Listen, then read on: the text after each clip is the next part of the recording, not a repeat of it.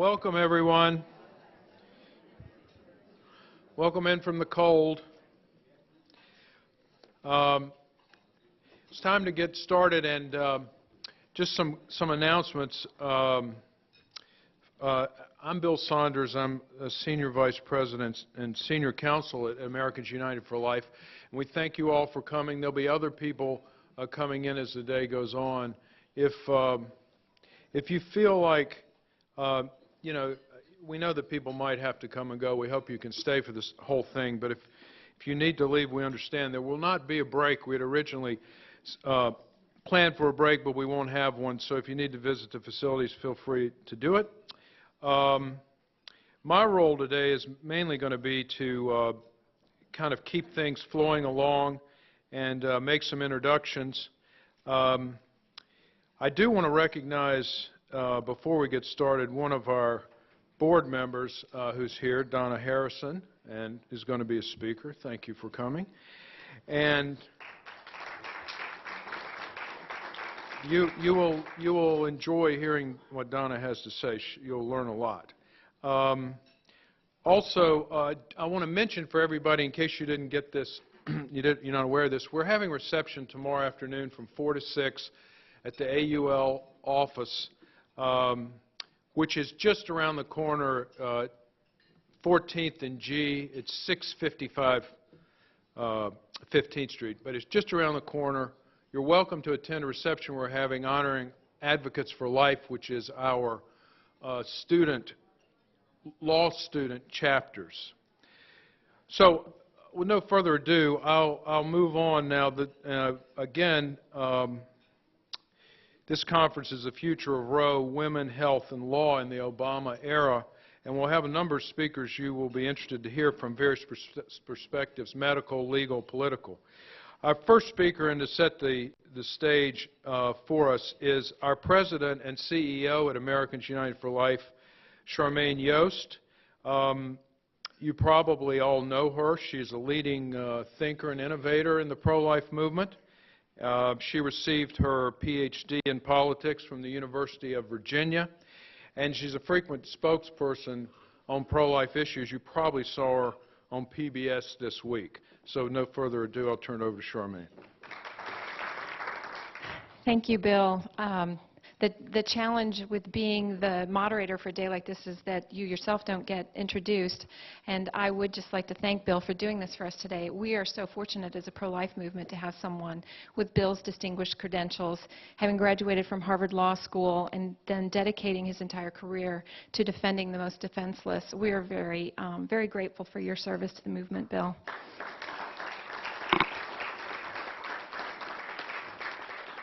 And I am so grateful for each and every one of you.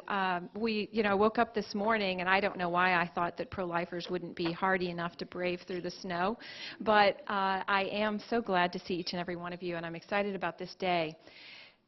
It is a sobering day to be commemorating the 40th anniversary of Roe, but I am still excited about this day because we are all still here. We are still here, we're still committed, and we have why we are here today is to emphasize the fact that we have a very definite strategy that is gaining ground and gaining momentum. And that's what I want to kick us off with in talking about this morning. It really is a tremendous irony that this week brings together in very close proximity the second inauguration of the most aggressively pro-abortion president that we've ever seen in American history, just one day before the 40th anniversary of Roe, and just prior to our annual March for Life tomorrow. These events tangled together in time reflect the strange state of play in abortion politics today.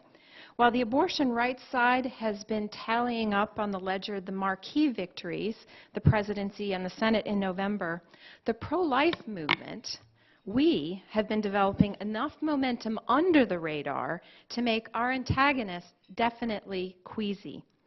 The abortion lobby today is a little like the old Soviet bloc that looked invincible, right up to the very day that it collapsed under the weight of its own stagnation.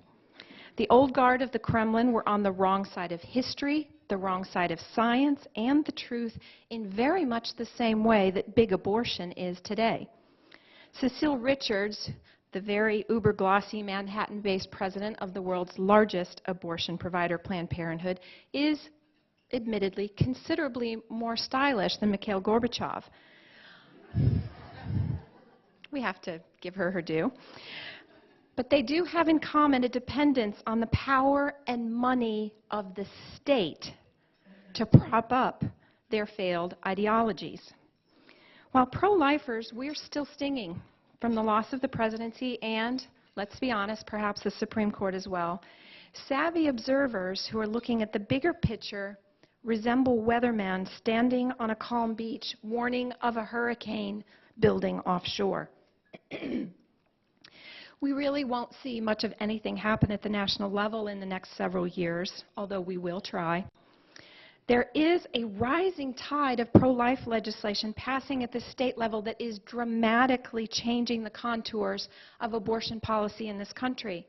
For example, in the last 2 years alone, since the 2010 midterm elections, our legal team at Americans United for Life has helped enact nearly 50 pro-life laws across this country. In addition, and perhaps more importantly, we have a tremendous tidal wave of pro-life legislation in the pipeline. Notably, over the past 2 years, we've had 2,500 requests for our model legislation, and our legal team was at work in 39 states. While most attention is focused on the president's reelection and the maintenance of the status quo nationally, at the state level, we actually saw modest improvements in pro-life representation, and that's actually where it counts, closest to the people, closest to the grassroots, and that's where the momentum is most definitely building. Ladies and gentlemen, I'm looking offshore, and I'm here to tell you today there is a storm surge coming.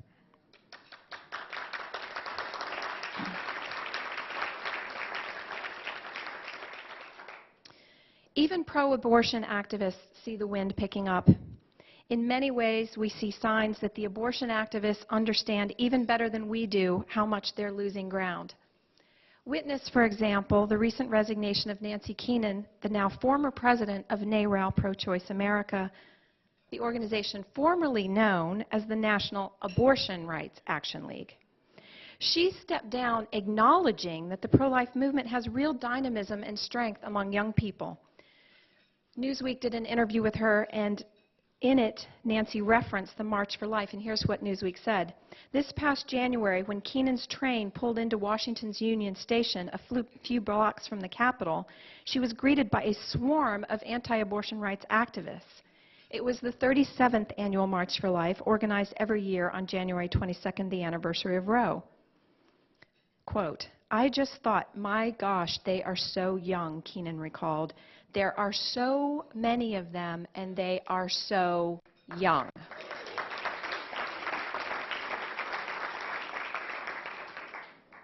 She stepped down this past May and said explicitly that she was doing so because she thought the pro-choice movement was getting too gray. So she's been succeeded by Elise Hogue, a woman in her early 40s who has a Twitter avatar of herself as Batgirl. It's an interesting attempt to burnish her hipster cred, but it's also a small and telling symbol of the essential credo at the heart of the modern abortion rights sorority: girl power. My 15-year-old told me I needed to do that with attitude, and I think I might need a little bit more coaching on that. So here's the central premise of today's feminism. It's that abortion as reproductive freedom is the irreducible minimum of feminine empowerment.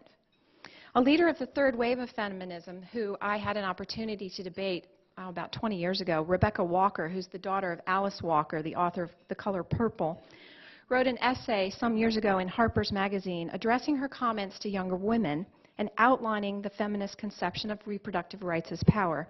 Here's what she said, and I'm going to quote it at length because it's worth hearing. "I hope that the speech I'm going to give you will encourage you to see that your abortion can be a rebellious and empowering act. It is an act through which you can assert yourself, one which can enable you to feel more connected to women around the world.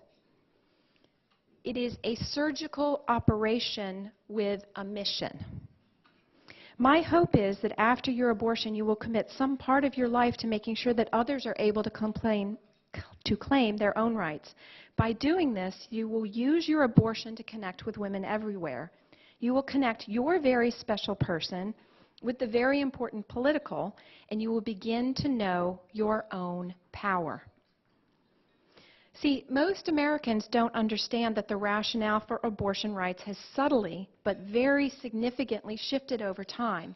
And that's why it's so important for us here at the 40th anniversary to spend some time thinking about what the other side is doing and what they are saying. For decades, the postmodern feminist movement has pursued brilliant, very disciplined messaging. They talked about equal rights for women, and they've consistently framed the abortion issue using appealing and unassailable comments like choice and privacy, which are very all-American kinds of concepts. However, in the early 90s, very subtly and very effectively, they began deploying the subtext of power, carefully marketing this as a new theme into the American collective subconscious. Unrecognized by most of us just going along because it was woven into various and sundry speeches and messages that were not labeled pro-abortion, they started talking about feminine empowerment. President Obama himself provided the best example of this in the 2008 campaign when he said, "A woman's ability to decide how many children to have and when, without interference from the government, is one of the most fundamental rights we possess. It is not just an issue of choice, but equality and opportunity for all women." It's not just an issue of choice, but equality and opportunity for all women. The key point, though, is that this worldview is being deployed on multiple levels. There's far more to it than merely marketing. The messaging on women in power has moved in concert with the underlying legal strategy defending abortion rights, and that's what I really want to help us talk about today, is seeing how the messaging is going together with the legal strategy, because this is a legal forum today to talk about where we go next with our legal strategy. The legal rationale for reproductive freedom has evolved significantly over time, and it has tracked with this messaging. In the 1992 decision Casey v. Planned Parenthood, the court asserted that we must tolerate abortion because of a reliance interest. And here's what Justice Kennedy wrote for the majority in Casey. He said, "For 2 decades of economic and social developments, people have organized intimate relationships and made choices that define their views of themselves and their places in society in reliance on the availability of abortion in the event that contraception should fail." And then here's the key sentence. "The ability of women to participate equally in the economic and social life of the nation has been facilitated by their ability to control their reproductive lives."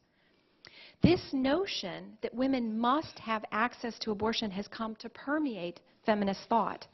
In fact, AUL's counterpart in the abortion lobby, the legal arm of the feminist movement, the Center for Reproductive Rights, states explicitly on their website in their self-definition, they say, "Reproductive rights, the foundation for women's self-determination over their bodies and sexual lives, are critical to women's equality and to ensuring global progress toward just and democratic societies."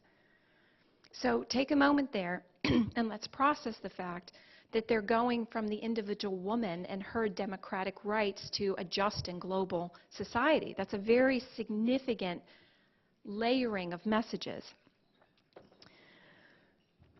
So this connection illustrates just how foundational reproductive rights and democracy linked together has become. The connective tissue is woven into feminist jurisprudence. For example, Justice Ginsburg, dissenting from the Supreme Court's decision in Gonzales v. Carhart, the partial birth abortion case, wrote that women cannot enjoy equal citizenship stature without abortion on demand. Ladies and gentlemen, this is so significant that at the Supreme Court level, we have a Supreme Court justice who is arguing that we as women cannot be equal citizens without abortion. Let us not fool ourselves about what we are up against. Well, let's just see who wins. Now they're putting Batgirl against the baby.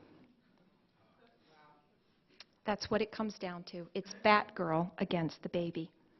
It's going to take, however, I would argue to you, and I want to transition now into a little bit more optimism, it's going to take more than a cartoon superhero to countervail the simple, authentic voice of the sonogram pictures that now spread so easily through social media. Let's think for a minute of how the pro-choice crowd has had to change their messaging. I got to thinking about this because a reporter asked me about this earlier this week. She asked how we had changed our messaging. And it occurred to me that they've had to change their messaging a whole lot more than we have. For example, I remember 20 years ago when I was pregnant with my first daughter, and I was invited to debate Kim Gandy, who was then the president of NOW. And she showed up. Coincidentally, we were both pregnant, which was an odd situation. She showed up with a blazer that had a small pin on it, which I couldn't originally see, but afterwards as we were talking, I leaned in to see what the pin was, and it was a coat hanger. But think for a minute, it has been a very, very long time since we've heard anyone in their movement talk about back alley abortions. Maybe a little bit around the edges, but it's not mainstream messaging for them anymore, and maybe that's just because there are a dozen legal back alley abortion clinics under investigation across the country today for unsafe and unsanitary conditions. I thought that wasn't the way it was supposed to be under a legal abortion regime. Maybe they don't want to talk about back alley abortions because this summer Tanya Reeves died after being left to hemorrhage for 5 hours in a Planned Parenthood clinic. That wasn't the back alley. That clinic is situated right across the street from Grant Park and the Art Institute in Chicago. It's not the back alley. And they left her. On the other hand, our movement has been remarkably consistent. We have always and ever celebrated the intrinsic value of each individual life. It's very simple. It's the good, the true, and the beautiful. 2 decades ago, our message was, life, what a beautiful choice. Beginning in 1997, Choose Life license plates became available. Today, I just looked this up, they're available in 27 states. Anybody want to hazard a guess how many states you can get pro-choice license plates in? 4. So we have 27 and they have 4. AUL Action, our own AUL Action's 2010 and 2012 political theme was built around life counts. In the next few weeks, we'll be releasing the 8th edition of our pro-life playbook, Defending Life. Defending life. Our messaging is very simple. It's simple because it's true. Our opponents, however, have a tougher challenge. For starters, they can't actually talk about what they're defending. Take, for example, an article in RH Reality Check that came out just this week, and it was addressing it 40 years down the road. How do we change attitudes of the people who are still in the middle? And they said, how do we make it happen? Once again, the answer is to stop talking about abortion, or at least stop saying the word itself. Change the language, this theorist recommended. Talk about it as women's reproductive rights. Don't talk about it as abortion rights.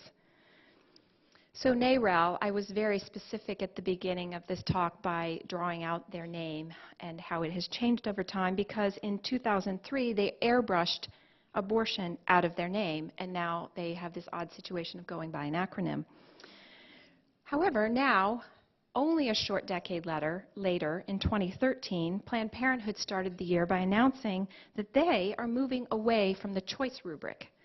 They said they would be talking about personal decisions and how complicated abortion is, without, of course, actually saying the word abortion. It's complicated. To me, that sounds a little bit more like a Facebook status than a moral argument.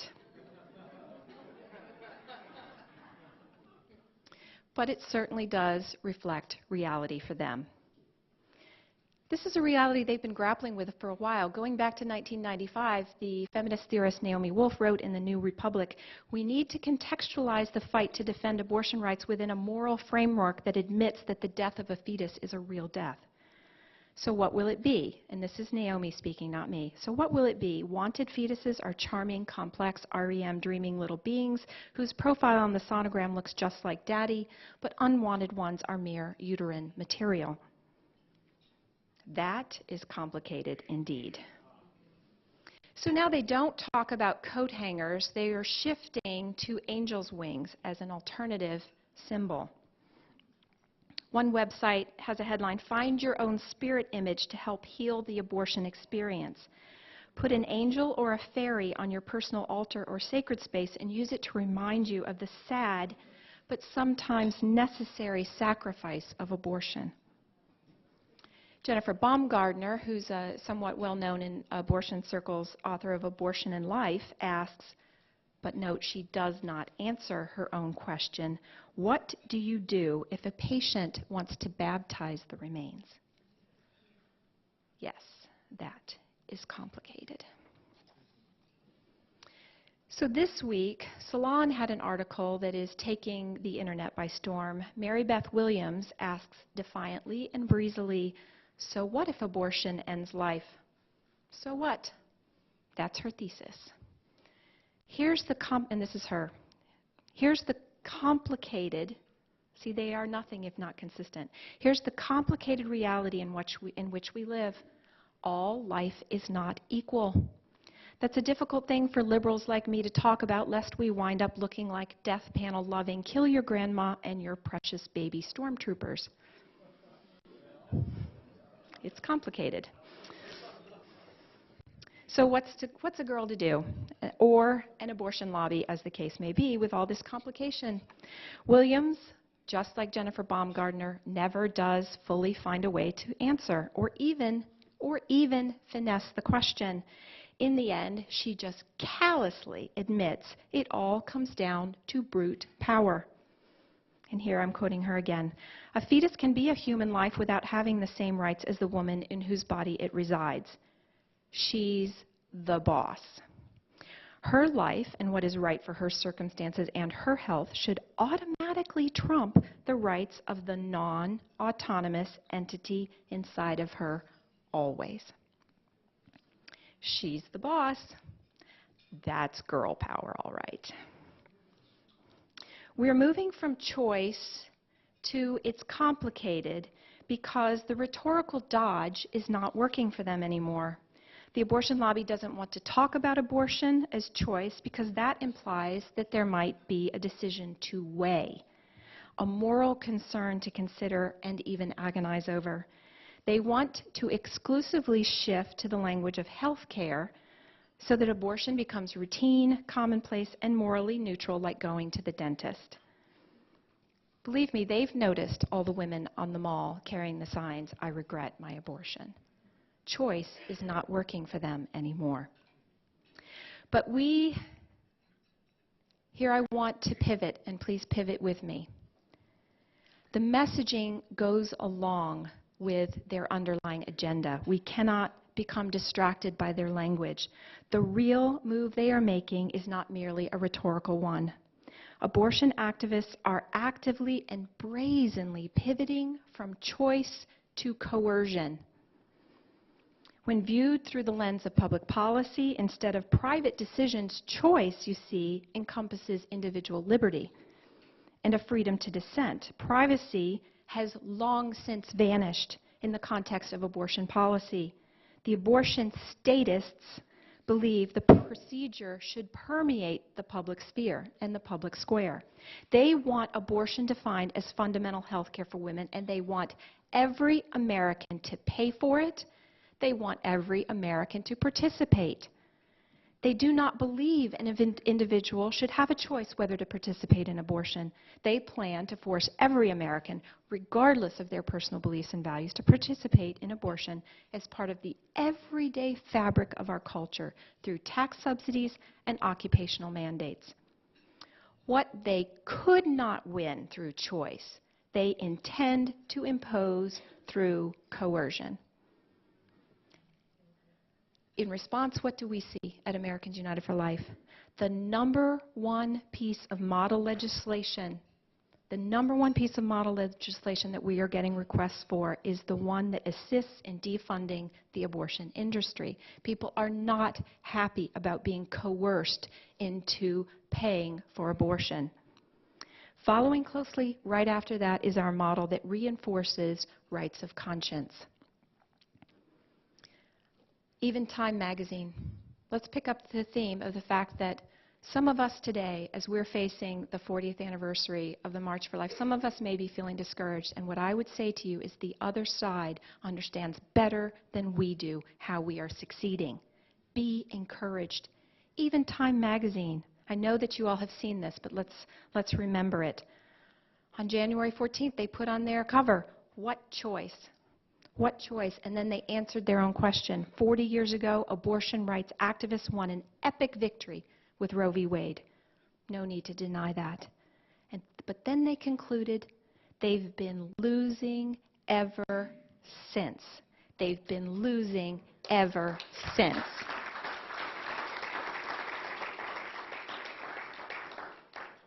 So today, look across the country from State House to State House. We had 2,500 requests for our assistance in the last 2 years alone. 2,500. For us, that's a challenge, but that is a great problem to have. We don't need the White House for the 5th decade of fighting Roe. Ladies and gentlemen, the storm surge is here. Let me conclude with a legend. There's a legend that Ernest Hemingway once bet his circle of literary friends that he could write a story in 6 words that would make them cry. 6 words that would make them cry. The result was this: for sale, baby shoes never worn. He won his bet. He won his bet. In this epic struggle between Batgirl and the baby, my money's on the baby.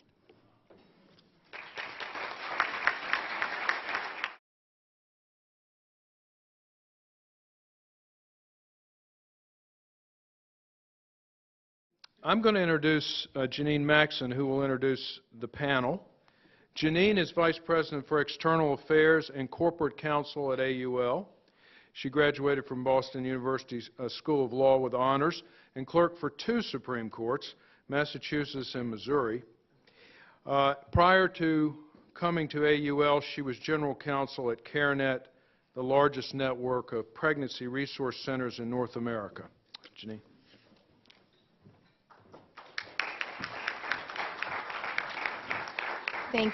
Thank you, Bill. Now, I am under 40 years old. I won't tell you my exact age, but that means that I grew up in a generation that only knew Roe.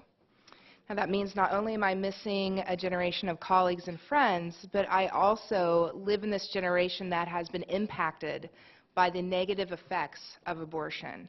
And it's no wonder that my generation is rejecting abortion, which is why I'm very excited to introduce today's panel of medical experts who are going to talk about the effect of abortion on our society and on women specifically. Donna Harrison is board chair of Americans United for Life.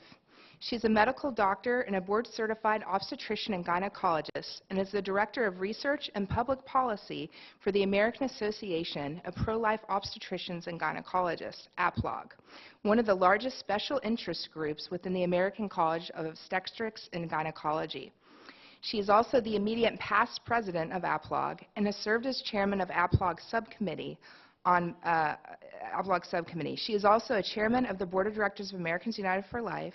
Additionally, she has lectured extensively as a continuing medical education speaker to physicians groups, medical professional groups, and medical schools across the United States as well as internationally.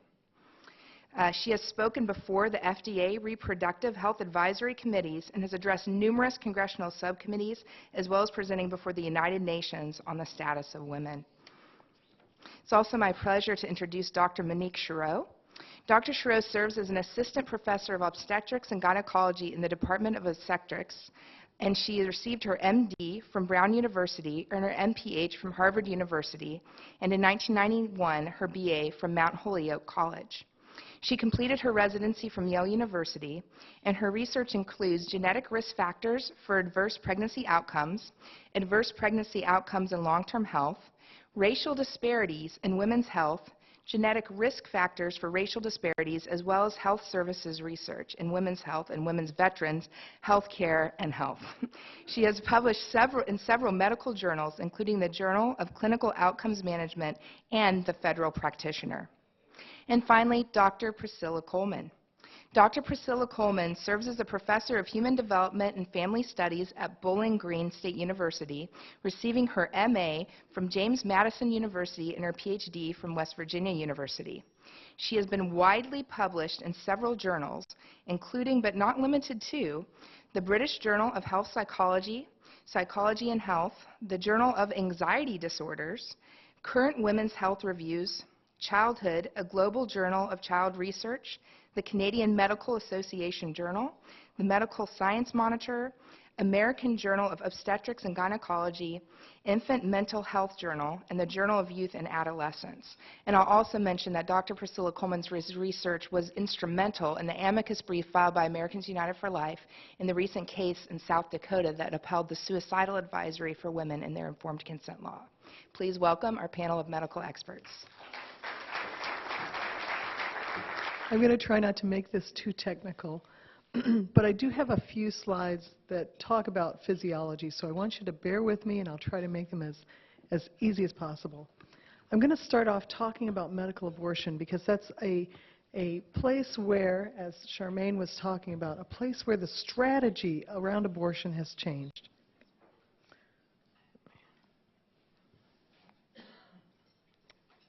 There we go. So I'm going to try to answer 6 questions. What is a medical abortion? How does it work? How often is it used? What are the risks? What restrictions apply or might apply? And where are things going from here?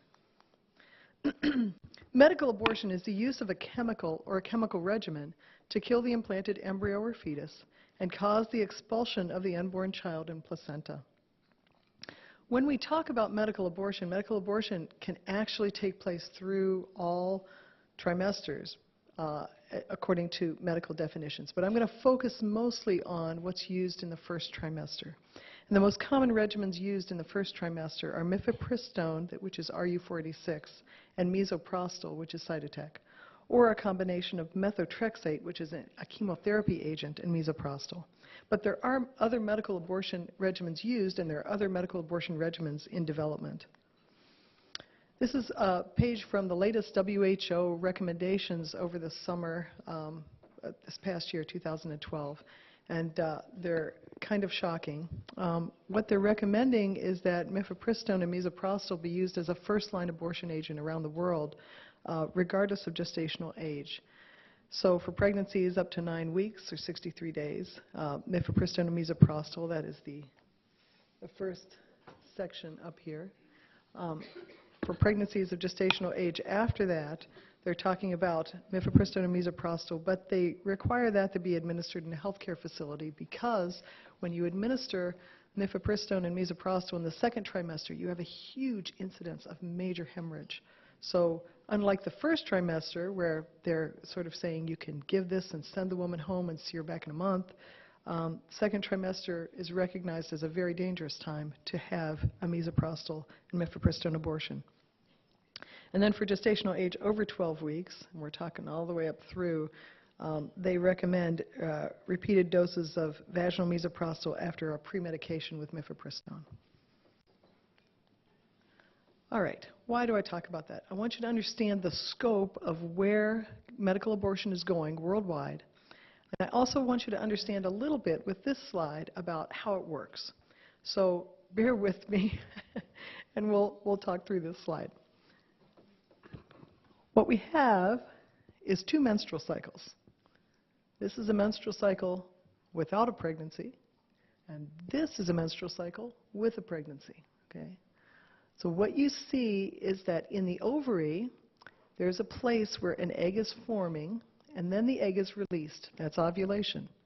That is a very brief period of time. That's a moment. And that egg has to be fertilized within 24 hours or it disappears. So believe it or not, there's only 24 hours out of the month when you can actually get pregnant. But since sperm live for a longer period of time, about 5 days at the outset, the range of when intercourse can happen and result in pregnancy is much wider. So 5 days before ovulation, and then it has to happen within 24, 48 hours after ovulation. Okay. Once the egg is released, then the ovary forms this funny-looking thing called a corpus luteum, which literally translated means yellow body, because it makes a lot of hormones. And the hormone that it makes is this hormone here called progesterone. So the progesterone level goes up, no implantation, progesterone level goes down, estrogen level goes down, and you have a shedding of the lining called a period. Okay? Well, what happens with a pregnancy? You've got formation of an egg in an egg sac, that's called a follicle. You've got release of the egg and then fertilization. And then there's talk between this fertilized embryo, because once an egg is fertilized, there's no egg left. It's an embryo, a one-celled embryo, a two-celled embryo, four-celled embryo.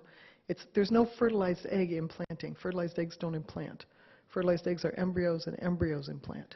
So 7 days after fertilization, the embryo implants right here. This is the lining of the uterus.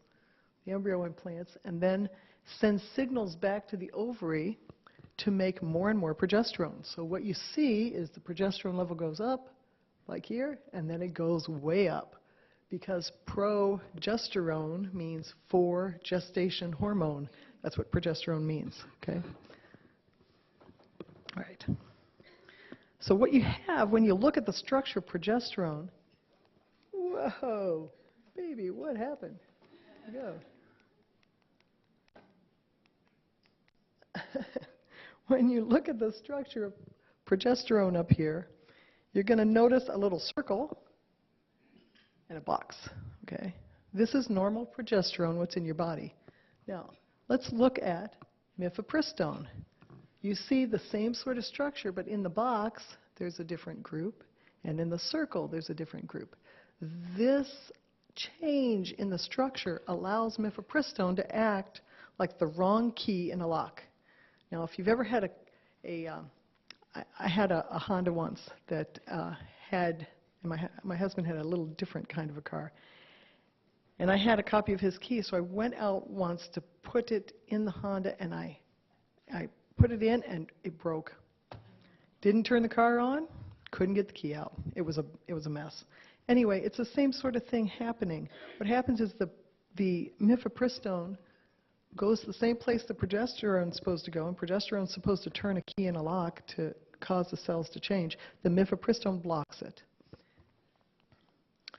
Okay, well, how often is medical abortion, RE46, used? If you go to the CDC, for 2009, there were 784,000 abortions reported from 45 states. There's many states that don't report. 16% of these were medical abortion at less than 8 weeks. And that was 1/4 of all abortions performed at less than 8 weeks. And that's 2009. We're 4 years out from that. Remember, it was only approved in 2000. So the use of medical abortion has increased dramatically. What I want to bring your attention to is this terrible slide that's busy. But if you look over here, this is surgical abortion, curettage. Okay, and here are the numbers: less than 8 weeks, or less than 13 weeks, greater than 13 weeks. Here's medical abortion, less than 8 weeks. But look at this. We have almost 1% of abortions which are medical abortions that greater than 8 weeks gestation. Okay. What are the risks of an abortion? The risks of a medical abortion are the risks of other safe abortions. And that is short-term risks like hemorrhage, infection, surgical complications, incomplete abortion, ongoing pregnancy, and ultimately death. The long-term risks of safe abortion include preterm birth, adverse psychological outcome, which Dr. Coleman's going to go in great detail, so I'm going to skip all of these long-term complications. and premenopausal breast cancer.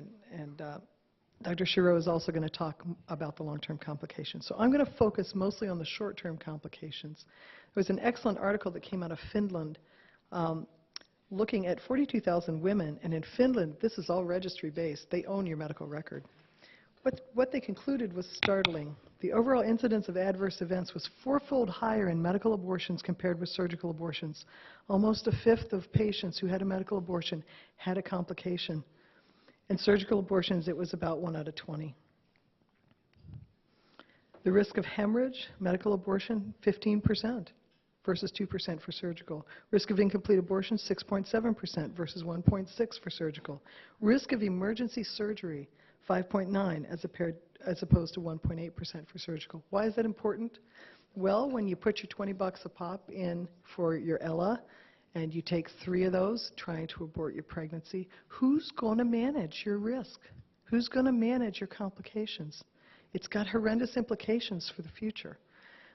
It also has implications for telemed abortions. So this woman faces a computer screen and says, oh yes, I know I'm less than 7 weeks pregnant. Nobody's examining her.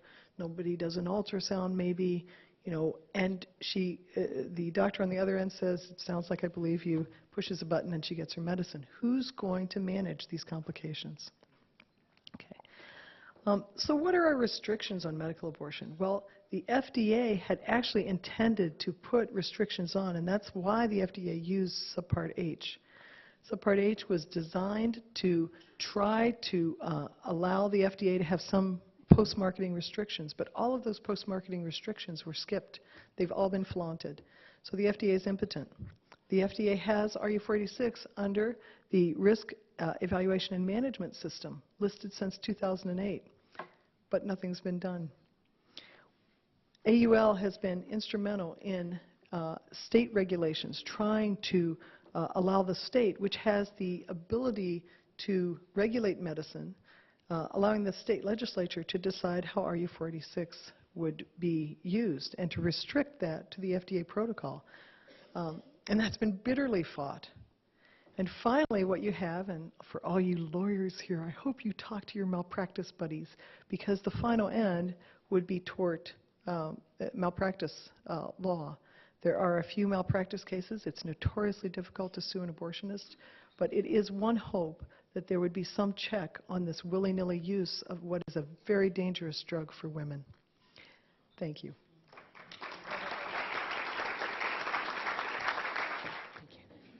Okay, my name is Dr. Monique Schro. It's a real pleasure to be here and be here in Washington, even with the snow. So I'm going to talk today, sort of springboarding off of some of the issues that Dr. Harrison brought up, looking at complications of surgical abortion. I'm going to try to tie in a few questions about abortion reporting and also consider some of the links between abortion and cancer and autoimmune disease.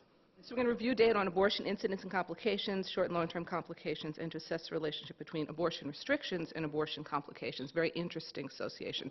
This is CDC surveillance, which, as Dr. Harrison alluded to, is incomplete. One of the reasons is that California, Delaware, New Hampshire, and Maryland do not report any abortion data whatsoever. So the estimated number of abortions through CDC data are 65 to 69% lower than Guttmacher's. Guttmacher uses a different methodology to assess for abortion incidence. What they do is they actually contact abortion clinics and abortion providers. So it provides an additional dimension, and there are a lot of questions about how complete their data are. But one of the things that I want you to look at here as well is that if you look at further, not at the numbers, because as you can see, this is way below the approximately 1.3 million abortions a year that we know occur in the United States. But if you look at excluding the states, Alaska, California, Delaware, Louisiana, Maryland, New Hampshire, and West Virginia did not report numbers to CDC during different years and different periods of time. So this is a tremendous issue in terms of trying to ascertain what is the denominator. So when we're trying to look at pregnancy and abortion complications, we have the numerator, which is the number of abortion complications that occurred, but it's based on a denominator of all abortions, and that's a moving target that we don't have a good handle on. One of the things to look at here is that, as you can see, the vast majority of abortions are occurring at early gestational ages. The first column is less than 8 weeks, 9 to 13 weeks, 14 to 15 weeks. Why is that? Because as we all know, there is an approximate, well, I'm going to talk about that in a minute. But the incidence of complications rises dramatically with gestational age. And so you can see that the number of abortions in greater than 21 weeks is low in all states, except actually for Georgia, which had almost 1,000. This is 2009 data, which was the last time the CDC compiled their data. But Georgia had a very high number of late-term abortions, as did New York. So what are the complications of surgical abortion? Just looking for a moment at surgical abortion. Their short-term outcomes are mortality, morbidity. Morbidity includes infection, bleeding, uterine perforation with damage to the bowel or bladder, emboli, and what that refers to is blood clots or clots of fetal tissue that travel to the brain, anesthesia complications for those procedures like second trimester and later abortion that require general anesthesia, and cardiac or cerebral complications, usually occurring in women who have pre-existing cardiac disease that is not diagnosed prior to their procedure, and usually in older women. The long-term complications that we're aware of are preterm birth. There's a fairly clear, and we'll talk about that in a minute, fairly clear association which has now been rigorously documented for preterm birth. Mental health issues, again, I'll defer to my colleague. Autoimmune disease and cancer, and I say possibly, and I'm going to tell you why it's possibly. But autoimmune diseases include diseases like lupus and scleroderma, the incidence of which has been increasing dramatically ever since Roe v. Wade. This is risk factors for legal-induced abortion-related mortality in the United States. This was a 2004 paper, which is what we most frequently cite when we're looking at the risks of abortion in the by gestational age. And again, I'm moving quickly here. But what you can see is that as the gestational age, in other words, as the duration of pregnancy, 8 weeks, 10 weeks, 12 weeks, increases, the risk for complications increases dramatically. Until, if you get over 21 weeks and you're doing a pregnancy termination, the relative risk for a complication is 76. That's an enormous risk. Okay, that's absolutely enormous. And in general, what out of this study came the data that say that for every increased week of gestational age, there's a 38% increase in mortality. So that's where those data and that citation come from. This is looking at at legal-induced abortion mortality rates as a function of gestational age. The blue line on the top is 1972 to 1979. As you can see, the mortality has decreased in part because different techniques have been advanced, which have fewer complications than some of the older techniques that were used. But as you can see, the mortality rate, and again, this is mortality. This is not infection. This is a woman dying from a complication of abortion, increases fairly steeply after about 14 weeks, even in the most recent wave of data that these researchers analyzed, which was 1997. Okay, and then the causes of death, the distribution of the causes of death, as I said earlier, hemorrhage, infection, embolism, anesthesia complications, and then unknown. These are some immediate complications after medical compared with surgical termination of pregnancy. And so one of the burning questions for OBGYNs has been, is medical termination of pregnancy safer than surgical termination of pregnancy? I'm not going to answer that. That's like a whole talk in and of itself. But this was an extremely well-designed study that looked at the question of what were the immediate complications of using either mifepristone or misoprostol or surgical curettage. So if you look at this slide, the white bar is pregnancies that were 42 days or fewer. Now, this study only looked at pregnancies with a gestational age of 63 days or less. The vast majority of these pregnancies were dated by ultrasound. And so as you can see, the complication rate is significantly higher for medical abortion than it is for surgical abortion. And the three complications that they looked at, or that are apparent on this slide, are hemorrhage. Hemorrhage was much higher with medical abortion, which makes sense. When you perform a surgical abortion, you usually have suction, you have instruments available, whereas medical abortion, the patient just goes home and can just bleed out. In the area of infection, risks were a little bit higher with medical abortion, again, because there is a duration, and this duration of time is unknown, between when abortion is induced and when it actually occurs. And then for the risk of incomplete medical abortion, in other words, a woman takes her abortifacient drug and then waits, expels part of the baby, but part is retained, usually the placenta, is much higher, again, with medical as opposed to surgical abortion. As you can see, the risks of hemorrhage were higher with medical abortion. Infection rates were higher. Risks of incomplete abortion, as I said earlier, as well. Now, what does this mean? Looking at all of those data, and again, I know I'm flying through this, but we'll have a Q&A after all of us have had a chance to present our talks. Abortion is clearly less safe at later gestational ages. No one is going to argue with that.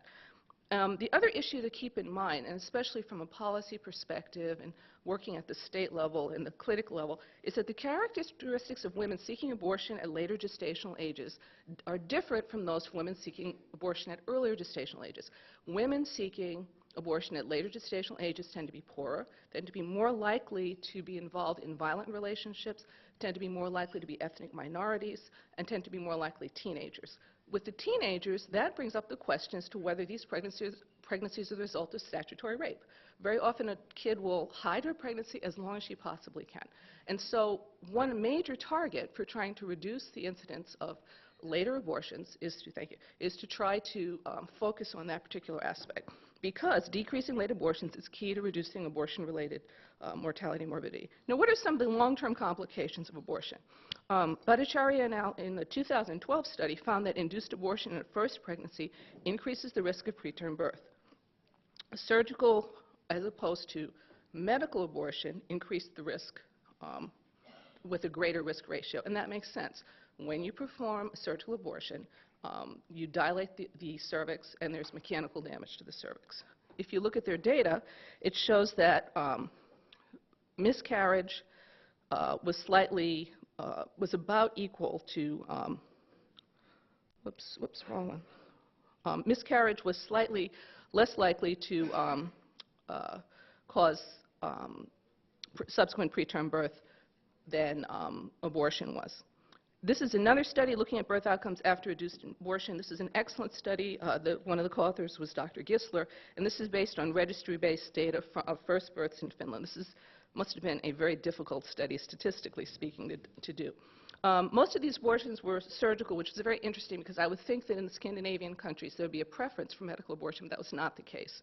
And 97% were done for social reasons. The increased odds for very preterm birth were seen in all subgroups. If you had one abortion, you had about almost a 20% increased risk for preterm birth.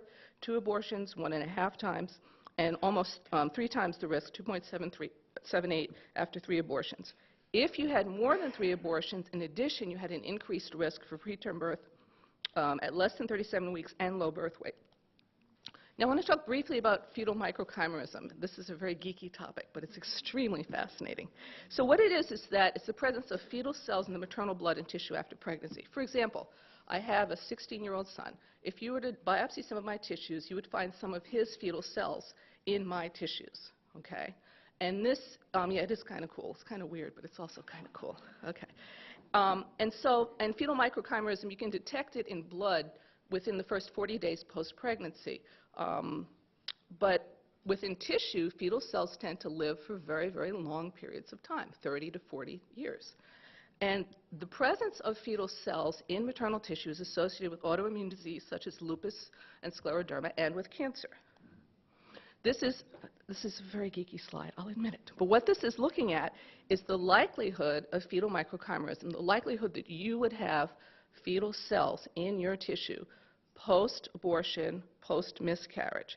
And they found that if you had a surgical abortion or a termination of pregnancy, you were much more likely to have fetal cells in your tissue and in your blood post-procedure. Now, as I mentioned, there's a very well-described association between fetal microchimerism and autoimmune diseases such as scleroderma. In addition, the incidence of autoimmune disease has increased dramatically since Roe v. Wade in women. Autoimmune disease is primarily a disease of women. It's increased dramatically since that time. Now, just want to talk briefly, because my time is about up, about the association between fetal microchimerism and cancer. The data are very conflicting. Fetal microchimeric cells appear to be possibly involved in both tumorigenesis, In other words, the stimulation of the formation of cancer, but also repair. And that may explain why there are these divergent results for breast cancer. It appears that in some women, having the fetal stem cells, because when you have a termination of pregnancy, those stem cells that come into the woman's body from the fetus are very, very immature. They're pluripotent. There's some evidence that those cells are possibly more likely to cause tumorigenesis, to be carcinogenic, as opposed to the cells that you acquire when you have a baby, which may be involved in repair mechanisms. Okay? And that may account for some of the decreased risk for cardiovascular disease and certain cancers that are seen in women who are paras, who've had a baby. And then also may explain the heterogeneity in the data about breast cancer and induced abortion. I want to talk extremely briefly about this. This is a study that looked at legal restrictions, the effect of legal restrictions on the incidence of complications of abortion. What this showed is that states with abortion funding restrictions had lower complications from abortions. States without abortion funding restrictions had higher complications. States that had mandatory delays, in other words, you had to have a 24-hour, 48-hour waiting period, also had lower abortion complication rates. And it shows that the odds ratio for the effects of these restrictions was 0.79, so a 25% reduction in the rate of complications for states that had more restrictive legal factors. Why is that? Because if states have more restrictive laws, you're less likely to do late abortions. If you reduce the number of late abortions, you're going to reduce the number of complications. So just to summarize, abortion reporting, as I said earlier, remains flawed. It's a major impediment to getting an accurate assessment of abortion complications. Surgical abortion is associated with both short and long-term complications, some of which are serious.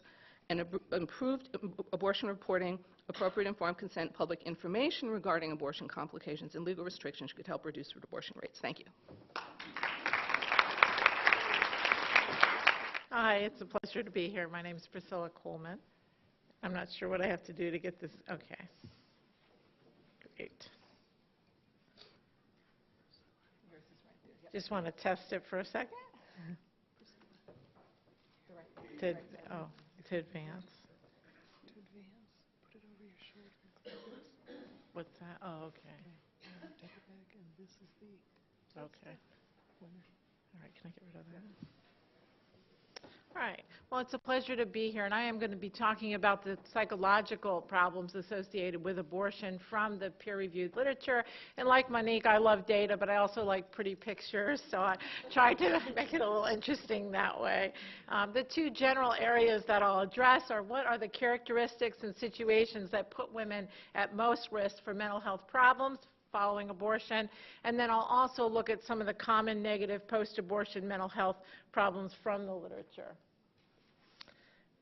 I just conducted a search of all the academic literature looking at articles published between 1972 and 2011, and that yielded over 100 studies related to demographic, personal, relational, and situational factors that increase risk for post-abortion mental health problems.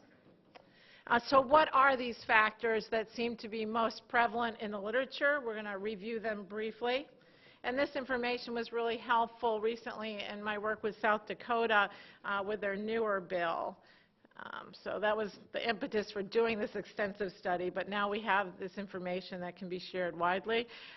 If the pregnant woman is pressured or coerced by others to abort, 9 studies document this risk factor. If she's religious or views an abortion to be in conflict with her personal values, 10 studies.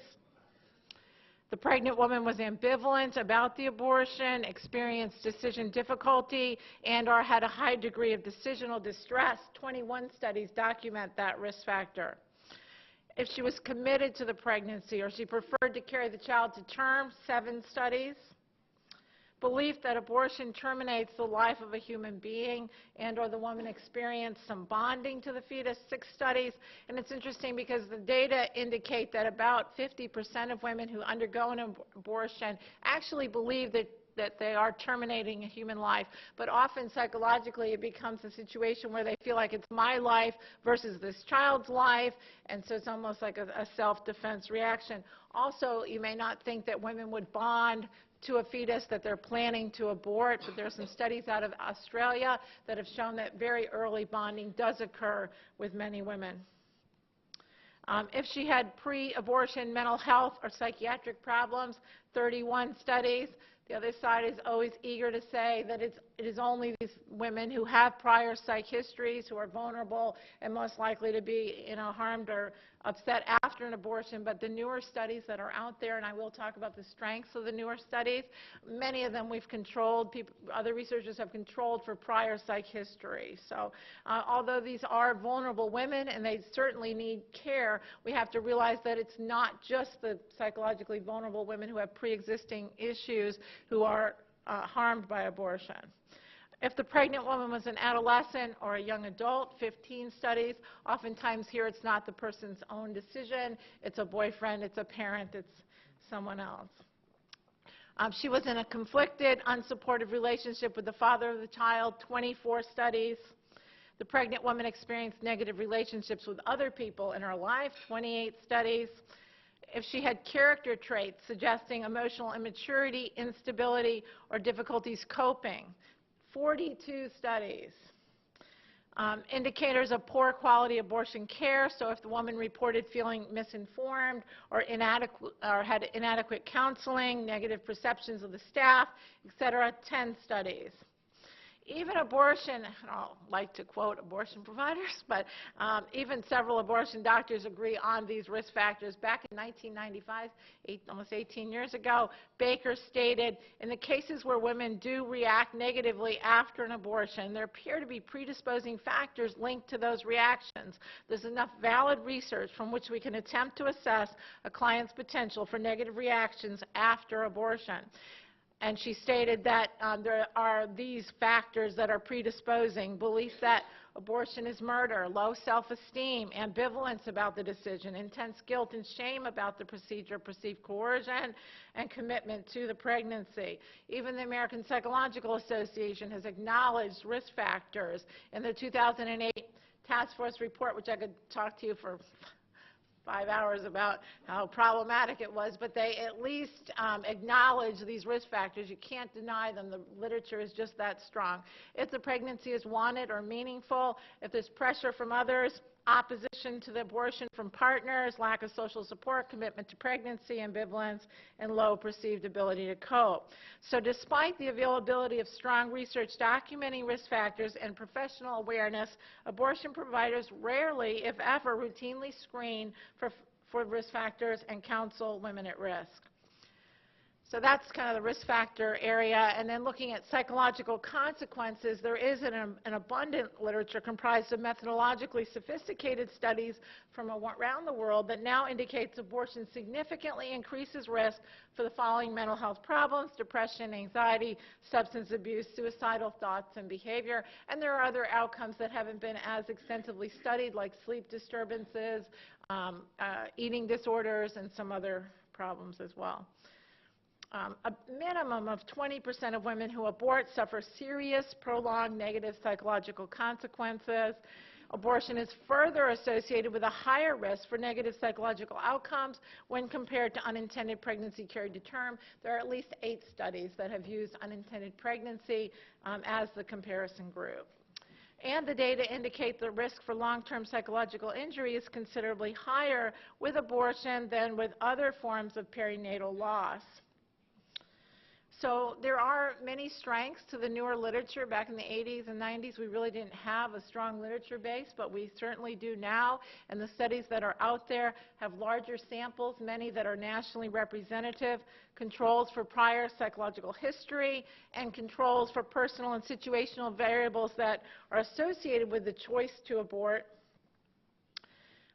We also now have long-term data collection with low dropout rates, use of appropriate comparison groups, and comprehensive measures of mental health, often with actual diagnostic codes that were assigned by professionals. The strongest studies published between 1995 and 2009 are synthesized in my recent meta-analysis that was published a little over a year ago in the British Journal of Psychiatry.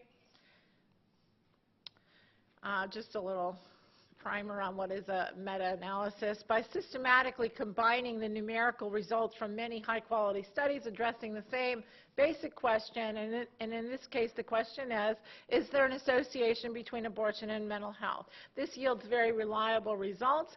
Studies are weighted statistically, and meta-analysis offers a logical, more objective alternative to traditional reviews. The other side has not produced their own meta-analysis.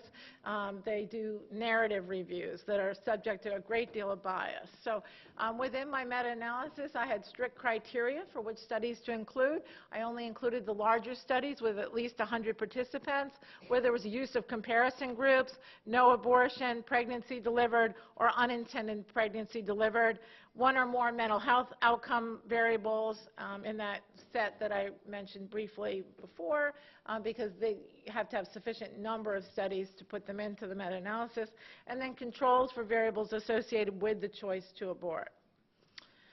The first meta-analysis, which included 36 adjusted odds ratios from the 22 studies that met criteria, yielded a pooled odds ratio of 1.81. So what does that mean? That means that women who have had an abortion experience an 81% higher risk for mental health problems of various forms compared to women who have not had an abortion.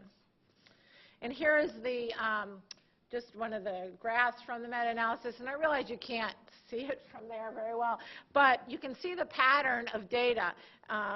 If abortion were not having a systematic impact on mental health, all of those horizontal lines would be centered around the middle vertical line, but instead they're shifted to that right quadrant, and that indicates a pattern of data beyond what you would expect if there wasn't any difference. So just glancing at that, you can see something is happening. A second meta-analysis was conducted with separate effects based on the type of outcome measure. And so looking at those, I found the level of increased risk associated with abortion varies from 34% to 230% depending on the nature of the outcome. In a third meta-analysis, separate pooled odds ratios were produced based on the type of comparison group. And then here, even when the comparison group was unintended pregnancy carried to term, there was a 55% increased risk. So it ranged from 55% to 138% depending on the type of comparison group. And then looking at population attributable risk statistics that are derived from the pooled odds ratios, we were able to definitively say that 10% of the incidence of mental health problems was directly attributable to abortion. And then I just want to mention some key points. So the recent narrative review published by UNC Chapel Hill researcher and clinician Dr. John Thorpe. These were some of his conclusions related to mental health.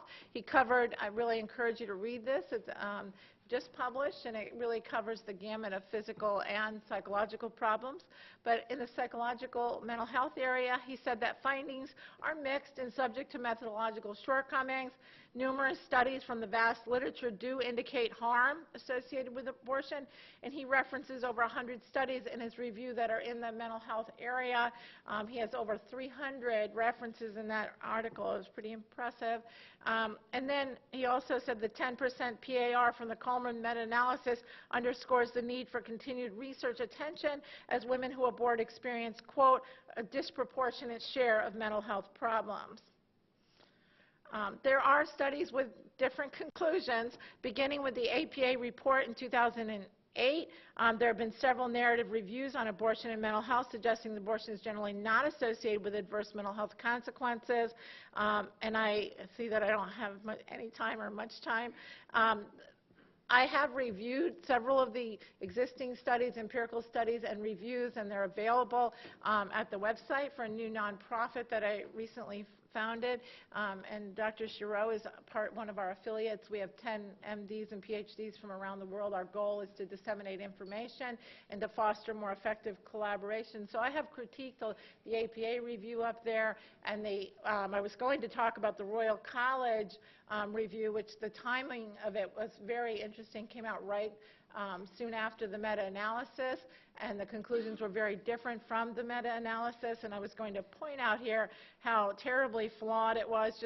I'll make one talk about one slide here. They had a ridiculously unjustified dismissal of studies. And this report was like 250 pages, and people just were not weeding through the details, but it was blatantly biased, craftier than the APA report.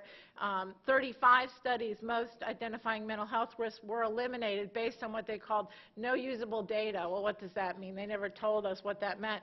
Fewer than 90 days follow-up. Well, the problem with that, if you eliminate the studies that have early follow-up, you're eliminating the most serious cases. There are many problems with the review. And I would just like to conclude here and share Stacey Zalley's story. If you don't take me out of here with a hook, but I do really feel like this is important because. Okay. So I was served as an expert in this case, and so I have a lot of information about Stacey and her family. At age 20, as a result of pressure from her boyfriend, Stacey underwent an abortion. Shortly afterwards, she asked for psychiatric help, but she ended therapy after only 3 months. Sadly, after several suicide attempts, she hung herself in her room. Her parents didn't know about the abortion until after her death. In her suicide note, she expressed desire to be reunited with her baby, who she had named Brittany Lee. And her father, George Zalley, who owns 8 grocery stores, but since Stacey passed away, has really not focused on the businesses at all and has founded this nonprofit. He is not personally pro-life or pro-choice, pro-information, and he's done a lot to help the cause. The personal impact of abortion is often profound human suffering, with the most serious cases like that of Stacey Zalley entailing lives full of potential, needlessly ending long before they should. Continued denial and distortion of the literature by abortion clinic personnel, the media, and professional organizations leaves hundreds and thousands of women untreated like Stacey. Each day, a significant number similarly find the shame, loss, and depression of abortion simply incompatible with life. And I just would like to add one more tidbit. I left some handouts. There was criticism of the meta-analysis, the paper published in the British Journal of Psychiatry, lots of letters, and the editors allowed me to write a rebuttal, and Clark Forsythe had asked me to go over the criticism. I knew in 15 minutes I would never get to that.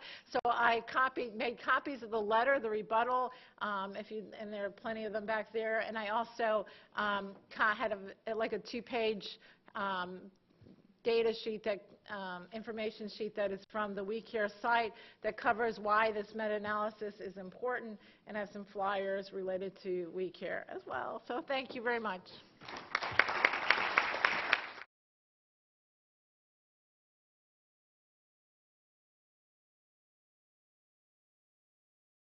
My next task is to introduce somebody who you may not know, and if you don't know her, you're in for a treat. It's Joni Eareckson Tada. She has been a quadriplegic since she was a teenager, and she's a leading advocate for people with disabilities. She's founder and chief executive officer of Joni and Friends International Disability Center, the author of 50 books, and the host of a radio and television program, Joni and Friends, which reaches a weekly audience of over 1 million listeners. She couldn't be with us today. She lives in California, but she has a video message which we will now show. Hi, friends. I'm Joni Eareckson Tada of the Joni and Friends International Disability Center here in Southern California. And I am so grateful for this chance to share a few words with you at this special conference marking the 40th anniversary of Roe versus Wade, a decision which initially many Americans thought only involved a woman's right to choose. But when the Supreme Court ruled that a woman has the right to end the life of that child that's inside of her, the implications went far beyond her womb. Because once the court dismantled safeguards around the life of the weakest and most vulnerable among us, an unborn child, then the rights of all of us become exposed, especially others who are weak and vulnerable, quadriplegics like me, or the elderly, the mentally ill, people in comas, those with intellectual impairments, and newborns with significant disabilities. The so-called right to privacy, the basis for Roe versus Wade, made the exercise of rights in our country a national competition to see who is more victimized than whose competing claims are the strongest. And when the rights are no longer moral claims, but people's willful determinations dressed up in politically correct language, no one is more exposed than those who are too weak, too small, too old, too uninsured, or too disabled to speak for themselves. Those of us who are disability advocates are watching very closely those states that have physician-assisted suicide laws. Yes, today, states extend aid in dying to those in the last stages of terminal illnesses, but even now, people are challenging what that word, quote, terminal really means, and what the word, quote, illness means. So why not extend physician-assisted suicide to a person severely disabled with multiple sclerosis? At least, that's the thinking of many right-to-die advocates. To them, it is a matter of one's privacy rights. Look, I have been in this wheelchair for 45 years.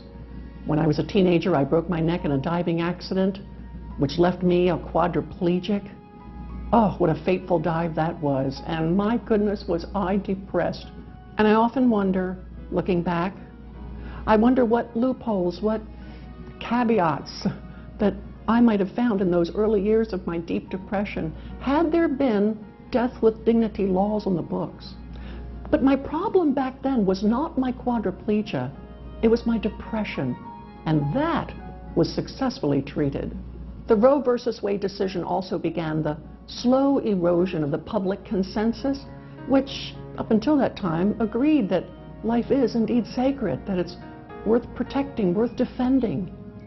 After all, if one's conscience becomes inured or calloused toward an unborn child, then it's easier to diminish the life value of, let's say, someone who is brain injured and in a coma. I've seen it happen. And so now, 40 years later, no longer does the public consensus unite around the moral premise that all life is precious. Instead, the public sympathizes with the depressed quadriplegic who wants to end his life. Why not remove the life supports from a person in a coma? Why not euthanize the newborn with multiple disabilities? Why not refuse treatment for an elderly person, especially in this day when healthcare dollars are so scarce? From physician-assisted suicide to embryonic stem cell research to infanticide and so much more, the disregard for the sacredness of life, it can all be traced back to Roe versus Wade. It's all about treating people as, well, people. People who have inherent worth and dignity, whether they are quadriplegics like me, or the elderly, the unborn, or the newborn with multiple disabilities. Psalm 82 says, quote, "Defend the cause of the weak, maintain the rights of the poor and oppressed, rescue the weak and needy." That is some command. And people with disabilities need advocates like you who will courageously champion the vulnerable, the elderly, those with handicapping conditions, and the medically fragile. People like you who will redefine rights as moral claims based on absolute values. People who will recognize that we are image bearers of a creator God and therefore have intrinsic worth. So, on behalf of the many Americans with disabilities like me, thank you for explaining to your friends and colleagues just how damaging, just how dangerous Roe versus Wade is. Yes, of course, to the unborn child, but also to others at risk. Just because they're too weak or too old or too disabled, just because they lack a strong voice, be their voice. Thank you for your support for life, because all life is worth living. And I say that as a quadriplegic who deals daily with chronic pain and recently battled stage 3 breast cancer. Life is worth the battle. And that's why your participation in this conference matters. So on behalf of the people God was thinking of in Psalm 82, bless you and thank you for listening.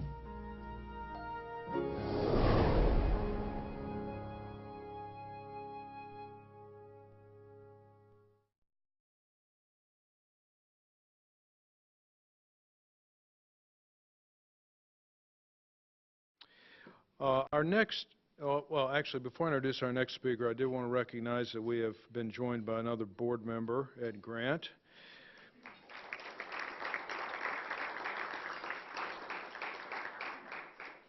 And now, our next speaker is actually Jerry Bradley, who is a member of our advisory board, so double treat for us, and his wife Pam is here with him. So welcome, Pam.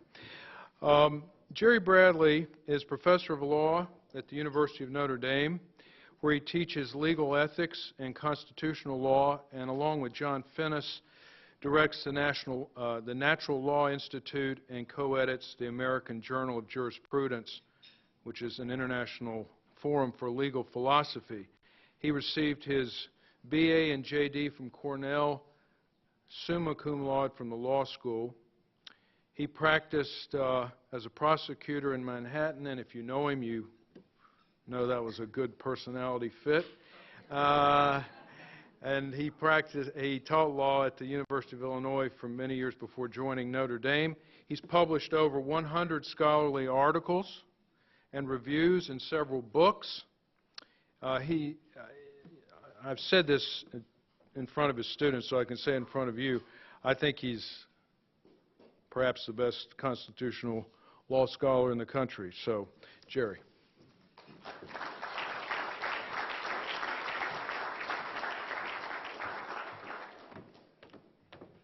Well, thanks very much, Bill, for the introduction. I'm not sure what to make of the comment about being well-suited to being a prosecutor in Manhattan, especially since there's a fact that Bill didn't share with you, which may be relevant to his comment, and it's that I specialized in pimp prosecution. But I want to say nonetheless that it's a special treat for me to be introduced by my friend Bill Saunders, who, given his work over decades now in freedom of religion, pro-life work, pro-family work, has really become a model to so many of us, including myself. I should say that perhaps I first began to work very closely with Bill, well, probably in the late 1990s when he was doing something entirely unrelated to those particular causes. He was organizing people in America to help our suffering and persecuted brethren in Sudan. And for many years, Bill, he founded and ran for many years the Bishop Gassis Sudan Relief Fund, which was at the time desperately needed, since few, if any, other organizations were taking the risk and traveling to southern Sudan, which was then a war zone. And I know that at one time Bill was on a trip there on behalf of our group. I believe it was Christmas Eve or Christmas Day, and Bill was bombed along with the rest of the people who were attending Mass with him in an African village. But one word about AUL before I get to my talk today, which is about persons and the law and abortion. Just last weekend, Pam and I went to Chicago for an evening play and decided to stay overnight, so we stayed at the Palmer House, Hilton Hotel now. And it reminded us of what I think is our only other stay at the Palmer House in Chicago, which was in the spring of 1984, and the occasion was an AUL conference. And we attended the conference. And remember, by the way, that the keynote speaker that day was an Oxford Don, a legal philosopher named John Finnis, who has since, over the last 15 or so years, become, as Bill mentioned, my own collaborator at Notre Dame. But it makes me realize that under the leadership of Clark Forsyth at Grant, way back Vic Rosenblum, AUL has been in the forefront at the head table of the pro-life fight, and it's stayed the course. God willing, it won't have to stay the course another 40 years, but that's really the most or highest compliment I can think to an organization in this cause, is just staying at one's post. And Charmaine has taken the organization to even greater heights or more prominence, and I'm just very pleased to be asked to be part of this group. Now, abortion is, I submit, the greatest civil rights issue of our time because it raises uniquely and compellingly the foundational question about law and justice which every society faces. It is the question, who is the law for? For whose benefit do we plan and build and apply this vast apparatus we call the rule of law? Now, this question is foundational because it is prior in status and importance to the question, what shall the law be? It is foundational because answering it right is essential to justice. Anyone can see that even the most refined arrangement of legal rights and duties counts for naught if the strong can, with impunity, manipulate the foundational question and deny the benefits of law to those they wish to exploit. Now, legal thinkers as far back as the 6th century, and I'm thinking of Justinian, saw correctly that law is for persons, not the other way around. Persons are the point of law. Law is their servant. Persons are not for the state, for the fatherland, or for the glory of the common law. These beneficiaries, these persons, are not entities identified through policy analysis. They're not the sums of interests balanced, the deliverables of a vast progressive agenda.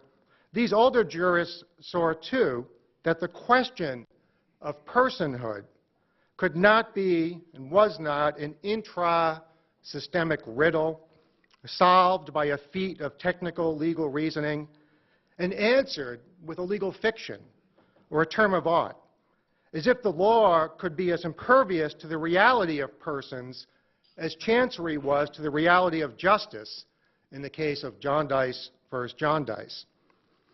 Being prior to law and indispensable to justice, the foundational question must be answered according to the truth of the matter. Everyone who really is a person has to count in law as one. Now, clear-headed thinkers through the centuries would have gasped, therefore, at the legal philosopher Ronald Dworkin's view that the question, who counts as a person, is like a membership application to the Rotary Club.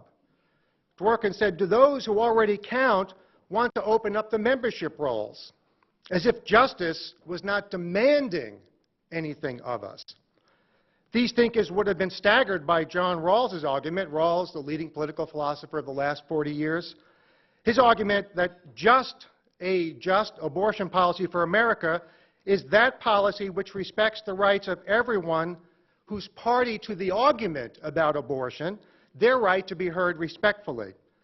Rawls already subordinating a fundamental issue of justice to a secondary or tertiary one, subordinating protecting persons' lives to civil discourse.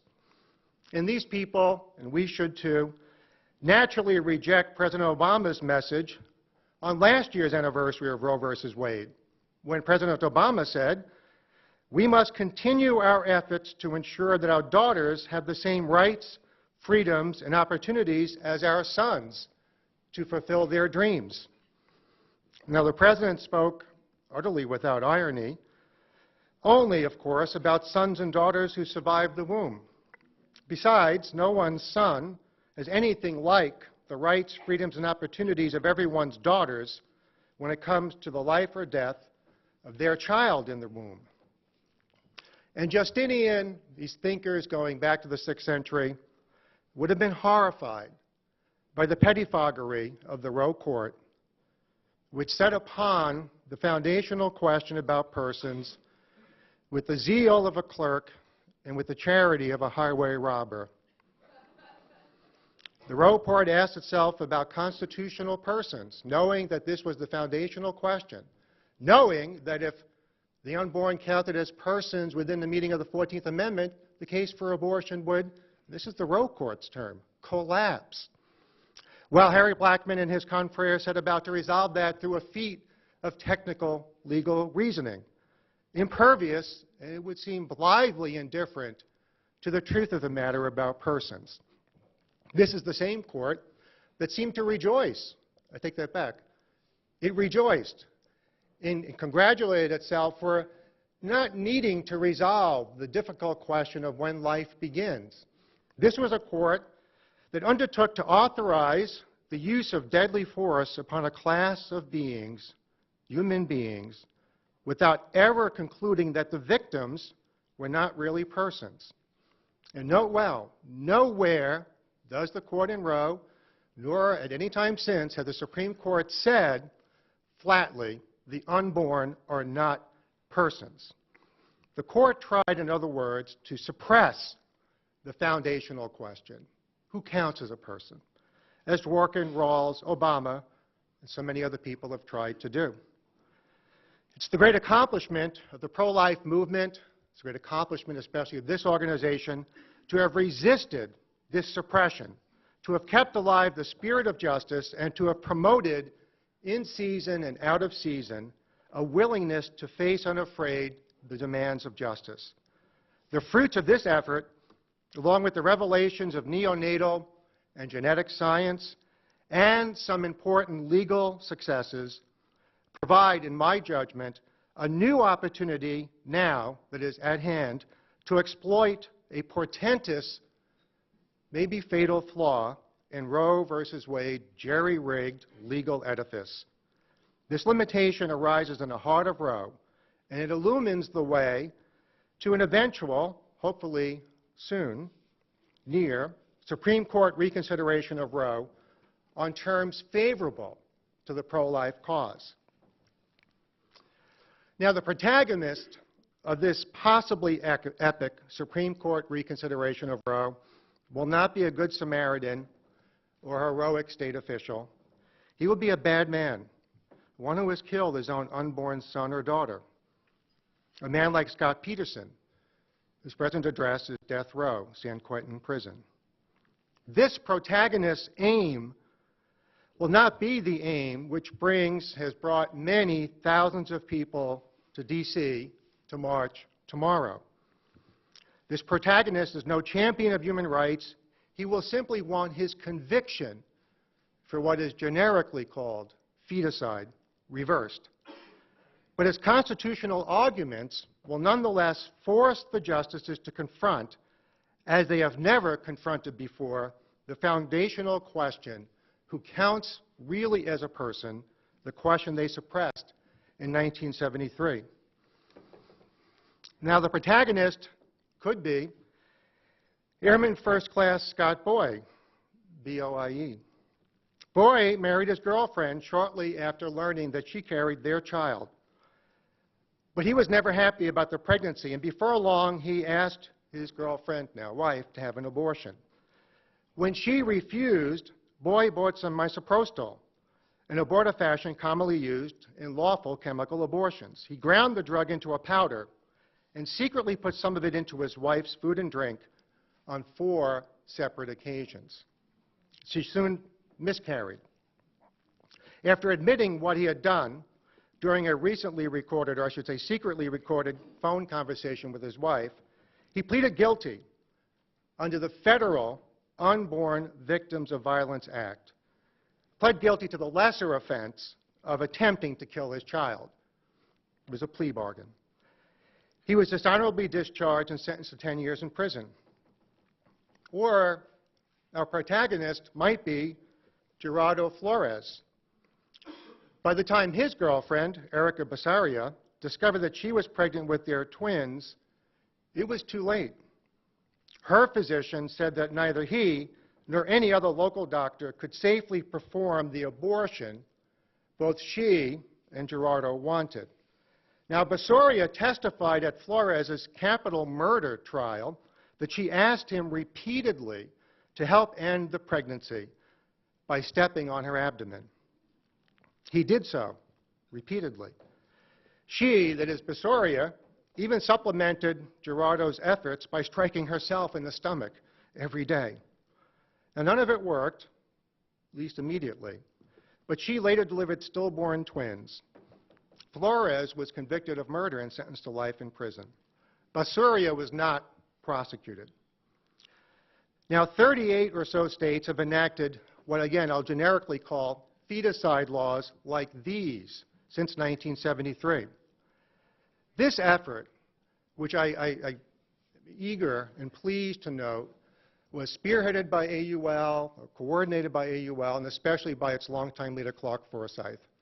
These feticide laws are a great credit to many, many people, known and unknown to history, but including AUL and Clark. The federal law is typical. Many of you know what it says in pertinent part, but some don't, so I will summarize. In pertinent part, Federal Unborn Victims of Violence Act says, whoever causes the death of a child who is in utero is guilty of an offense distinct, separate from any accompanying offense against the woman carrying the child. This separate offense is subject to the same punishment as would be the identical misconduct if it were committed against the unborn child's mother, which would be the same punishment as if the offense, the same misconduct, were committed against anyone else, me or you, or Austin Roos, or Clark Forsythe, and Bill Saunders. Now, of course, in Roe itself, and I should say that these laws are based, in a sense, in Roe itself. And this is why I call this aspect of Roe a flaw. Because Roe congratulated itself for not resolving the question of when life begins. It found a right to abortion by identifying certain detriments or distresses that a pregnant woman might face. But even in articulating a right to abortion on demand, the Roe court never said the unborn are not persons. They said, well, the state may not adopt what Roe called a theory of life, such that it overrides the demands placed upon pregnant women, or overrides the rights of the pregnant woman. But in Roe, and as many of you know, in Webster in 1989, and again in Casey in 1992, without a word contradicting this since, the court has said repeatedly, apart from this immunity, you might say privacy, or cocoon, or liberty around that woman, the state is free to adopt, if you wish to call it that, a theory of life. The state is free to affirm that people begin at fertilization, that from the get-go, these persons have the same right not to be killed, and it's good against the whole world in exactly the same ways it's good against us, for us, with the one exception, the woman aborting. Hence, the solid constitutional foundation of all these feticide statutes.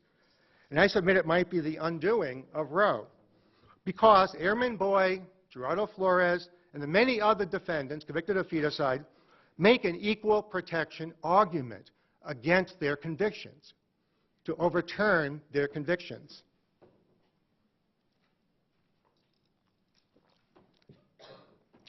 They say it violates equal protection of the law. It's unconstitutional to hold him accountable for what she is perfectly free to do.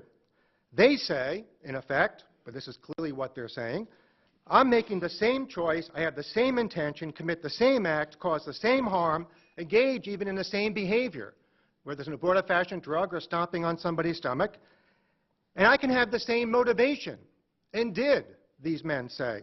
After all, the detriments, the court's word, the Roe court's word, which underwrote the abortion liberty, are not really about pregnancy, right? Only one of the 7 challenges the court identified or cataloged in Roe as the substance of the foundation for an abortion right had to do with the child in the womb, 1 of 7, medically diagnosable harm during pregnancy. All of the other reasons adduced in Roe for abortion liberty had to do with the anticipated burdens of raising a child. These were, now I quote Roe, maternity or additional offspring may force upon the woman a distressful life and future. Psychological harm may be imminent. Mental and physical health may be taxed by child care. There is also the distress for all concerned associated with the unwanted child. And there is the problem of bringing a child into a family already unable, psychologically and otherwise, to care for it. The court also mentioned the stigma of unwed motherhood, but that's evaporated since 1973. And the remaining detriments are real enough, and despite the use of the word woman or maternity, none of them is gender specific. None of them, not even all of them together, would morally or legally justify any mother or any father or anyone else in killing a child who's already born. And all of these distresses or detriments can be presented to the father of a child as much as or more so than in the case of the mother. So Airman Boy, Flores, and the others who have been convicted of feticide say it won't do, and it violates equality, to declare that he, boy, Flores, is never justified in seeking to avoid these harms by exactly the same means, by doing what she is never asked to ever justify, namely killing their child unborn. He and his peers argue that once the legislature has decided to treat the unborn as homicide victims, the law may not hold him responsible while completely exempting her for doing the same thing. It is not, and they readily recognize this and allow it, that the presence of the child within her womb, not his, makes no difference. It does. And so if the pregnancy itself threatens her life or her bodily health, then her abortion might be legally justified, if not morally justified. Even so, Boye and Flores and these guys say that the pregnancy difference itself has to be subjected to the same law, the same norms of justification and excuse. Pregnancy matters, but it has to be evaluated according to the same law that his act is evaluated according to. Similarly, all of the other detriments mentioned by the lower court. Now, I've already mentioned that the majority in Roe will congratulate itself for being philosophical idiots, or with no desire to be charitable in this particular way. Perhaps we can more charitably say being philosophically reticent, for abstaining from philosophy. And I mean by philosophy nothing highfalutin, just a matter of looking at reality and trying to reason to a conclusion about when people begin, which is actually not that hard to do, to be honest with you. But I also mean here now to say in conclusion a word about the, let's call them, without naming names, just call them the conservatives on the Supreme Court, this court now, who have been people, maybe a couple of them especially, who have been themselves philosophically reticent. There's a way in which judicial conservatism is identified with an aversion to what they would call judicial philosophizing, judges making value judgments, judges imposing, if you will, their policy preferences. So hold that thought. The conservatives on the court being not responsible for Roe, not at all, but rather being themselves philosophically reticent. I think it will be awkward then for the entire court to now take up the foundational question it has long suppressed. Who counts? Who's a person? When do people begin? But I think the justices actually have no feasible alternative. Ehrman Boye and the like raised equal protection challenges which go right through the personhood question. These challenges deserve a conscientious response. Now, the court's not obliged to take these cases. They can grant cert or withhold it, that is, deny cert. And you can run for a long time from the demands of equality. And maybe you can hide for a while, but I don't think you can hide indefinitely.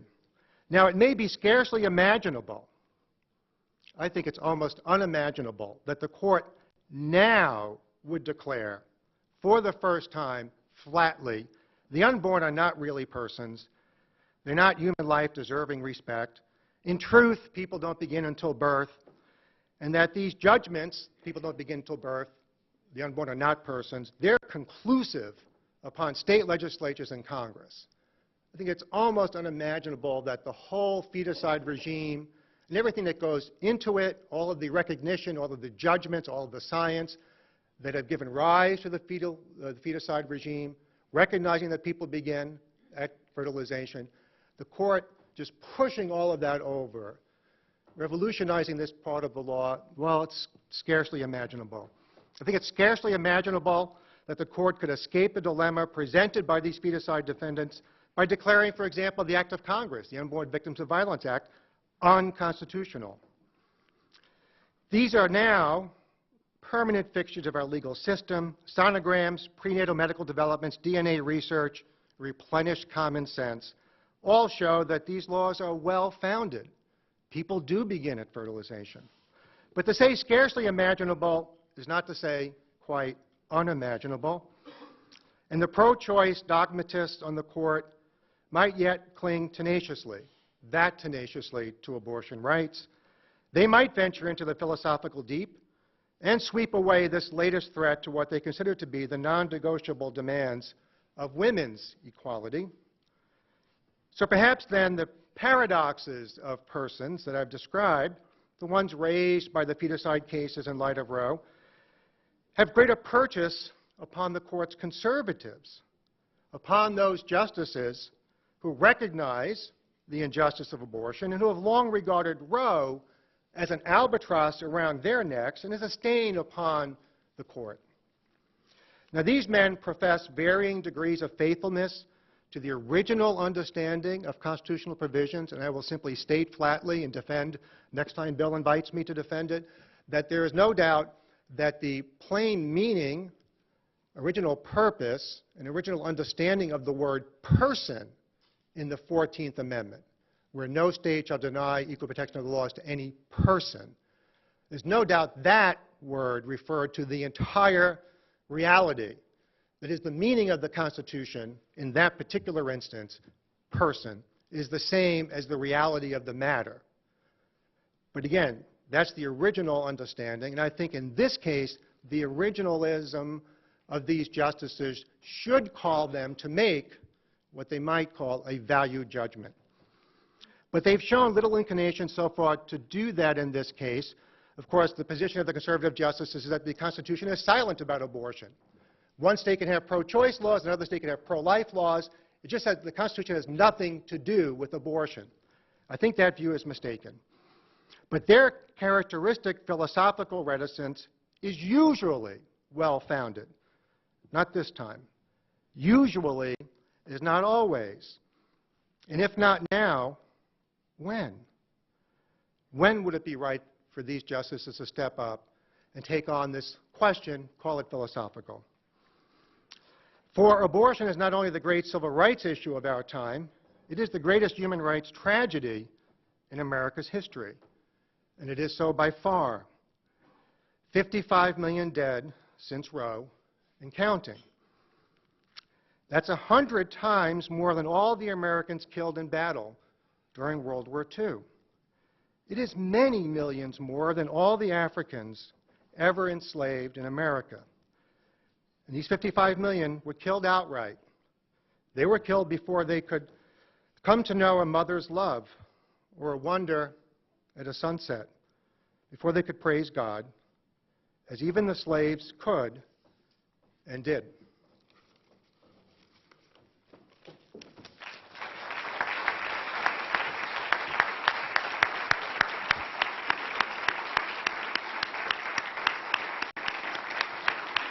Very good, man.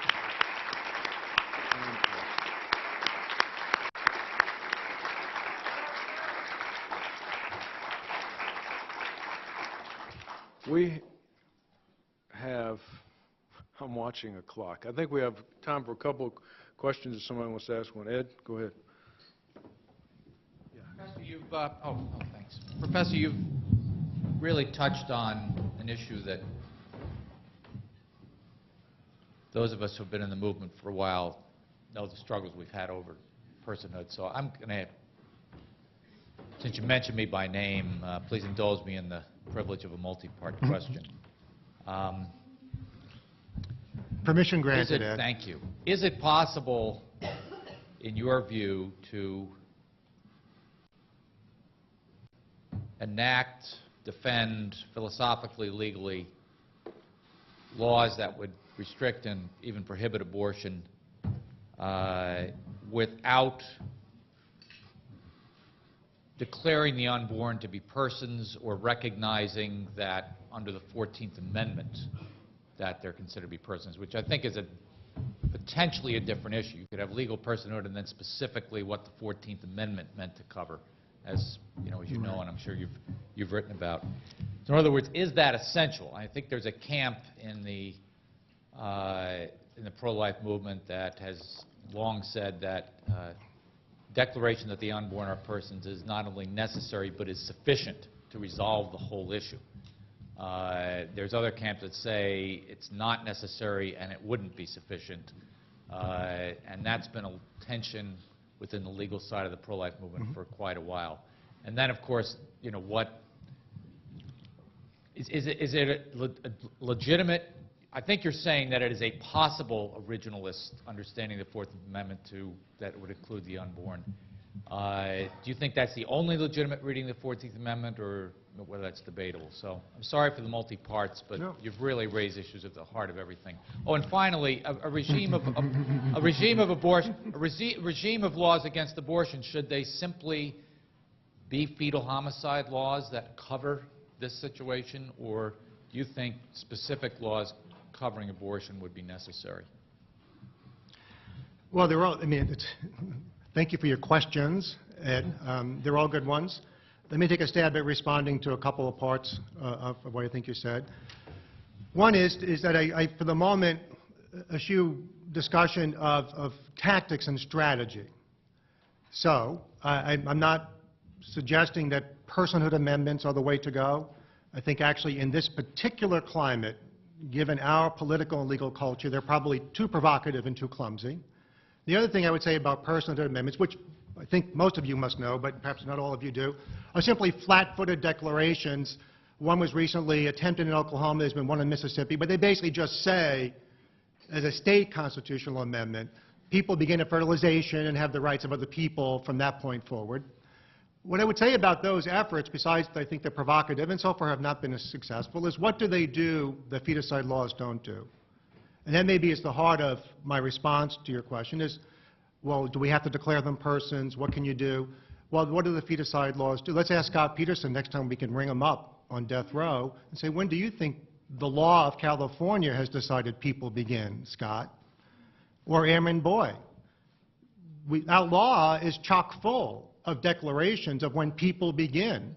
And those declarations have the same meat and substance and effect when applied to you as applied to unborn children. I mean, I'm not really sure what else the law is supposed to do, because I think the central goal of the pro-life legal movement has always been to find a way to bring, or I should say assimilate, abortion to the ordinary laws of homicide, which means to bring the abortion decision under the governance of normal, that is, ambient principles of justification and excuse.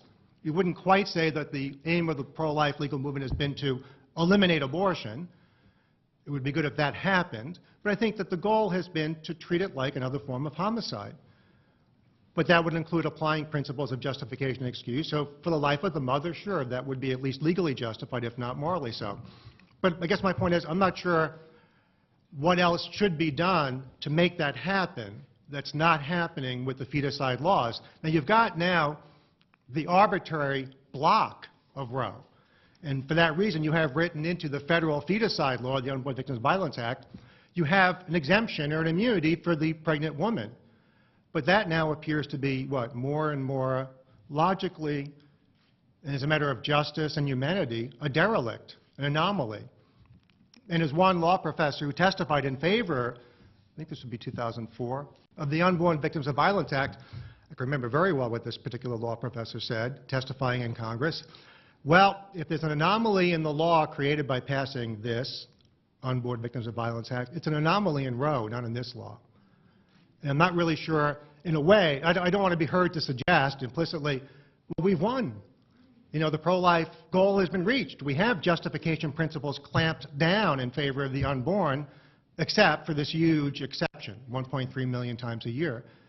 But the tools are there, and I think I do want to be heard to say, right now we're looking at power blocking the momentum of justice. I mean, the predicates and premises are in place.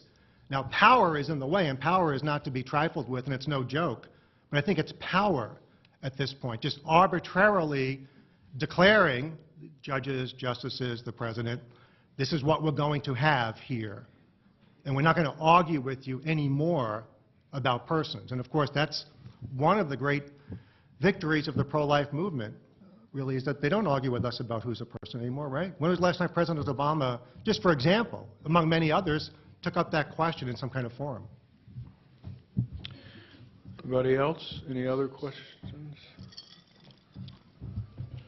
Fascinating presentation. Oh, introduce myself. I'm Star Parker with CURE. These protagonists that you mentioned, perhaps I missed it in your presentation, are they making this case? First part. And number two, are you saying that in Roe they're not mentioning that a medical or doctor has to be present? Oh, as to the second point, no, I'm not suggesting that. So that one of the cases, Gerardo Flores, where he and his girlfriend, Erica Basaria, seemed to be conspiring to produce a kind of crude abortion by stomping on the stomach. Now, she was not prosecuted, but in some jurisdictions, she could have been and would have been. I mean, what you're entitled to after Roe is to perform a lawful or be party to a lawful abortion. So in my own home state of Indiana, the law about abortion pretty much reads this way: all abortions are crimes, except, and then there's a long list of regulations where a woman with consent and voluntarily goes to a licensed place. So basically, the structure of the abortion law is that there should be no abortions, with this huge exception. But that's not necessarily true everywhere, and some feticide laws will immunize the woman completely. Sometimes they will more explicitly limit her just to pursuing a lawful abortion, that is a surgical abortion, let's say, so that Erica Basaria could have been prosecuted in some jurisdictions. But as to the first, these men, and there are many others, are challenging their convictions. Their convictions are always affirmed, and the laws, the feticide laws, are always affirmed. The courts recognize exactly what the problem is, what the threat is. They see that Roe is now exposed. And here's a situation where I am not charitable towards the judges in these cases who are affirming the convictions. That's not what makes me uncharitable. But rather, when they see what these men are saying about Roe and equal protection and them, and the norms of justification being applied to them as they should to her, they struggle, to put it very charitably. These judges, in case after case, the Flores case, Boyes case, the best example is Commonwealth versus Bullock, Pennsylvania case, a feticide defendant, Matthew Bullock. He says, you can't convict me unless you change the law so that she has to pony up and justify what she's doing. The court says, nope, we're just not going to do that. Arbitrarily suppressing the force or evading the force of the challenge. And if you want to, not laugh, because that's inappropriate in this context, but if you want to have a funny feeling inside, read the concurring opinion by Judge Baer, B-A-E-R, in the Bullock case. And here's a man who knows exactly what logic, coherence, and justice require. He sees that Roe is maybe fatally exposed, and he simply, now I'm going to do from memory, Baer just says, well, the legislature is not going to undo Roe by playing word games in the feticide law. The law says people begin at fertilization, so that's a word game. But he says any attempt to use the feticide law in this case or any other like it to undo Roe, and here's his exact phrase, is unavailing. Okay, that's the judge's term, is unavailing. Now, I know what that means. He's saying, you ain't going to get away with this. We're going to block you. But there it is. It is being blocked. We're being blocked. But that's the nature of the counterforce. It is just force. Is unavailing. Okay. Go ahead. We've got time for one more. Carol Grosset, asking you about the word game, the difference between a human being and personhood. I debated pro-choice advocates, and they'll say, well, yeah, it's a human being. I mean, it has DNA structure like you and me, but it's not a person. Personhood is a metaphysical term. Right. That's correct. I mean, that's correct.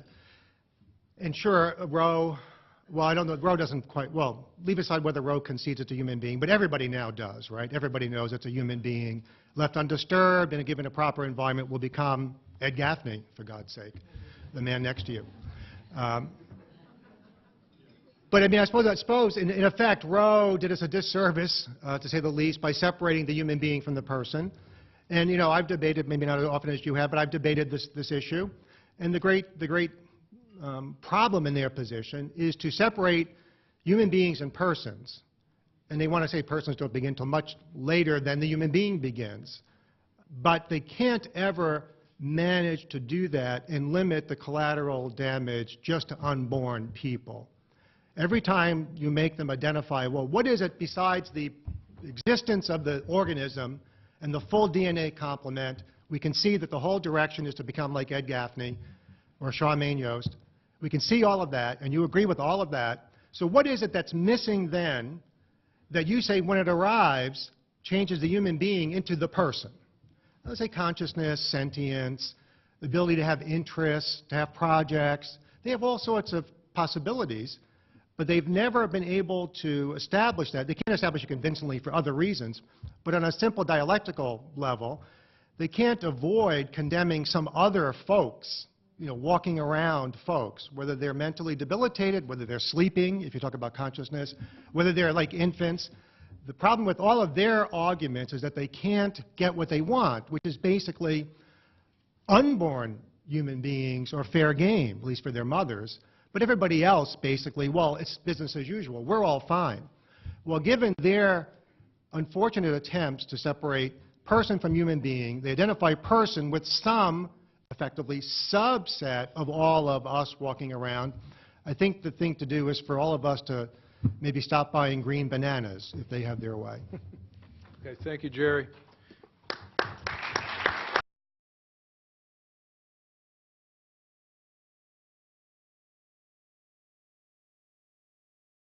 I'm going to introduce Clark Forsythe. For any of you who've been friends of AUL or followed AUL, you know Clark. He's a senior counsel. He's served in all roles, really, at AUL. Very experienced and respected legal writer and thinker. And his new book that I want to mention for you will illumine some of the things Jerry was talking about in the Roe decision. It's a comprehensive, really, analysis of what went on behind the scenes, and it's called Abuse of Discretion, the Inside Story of the Supreme Court's Creation of the Right to Abortion, and it'll be published by Encounter Books in September. Clark.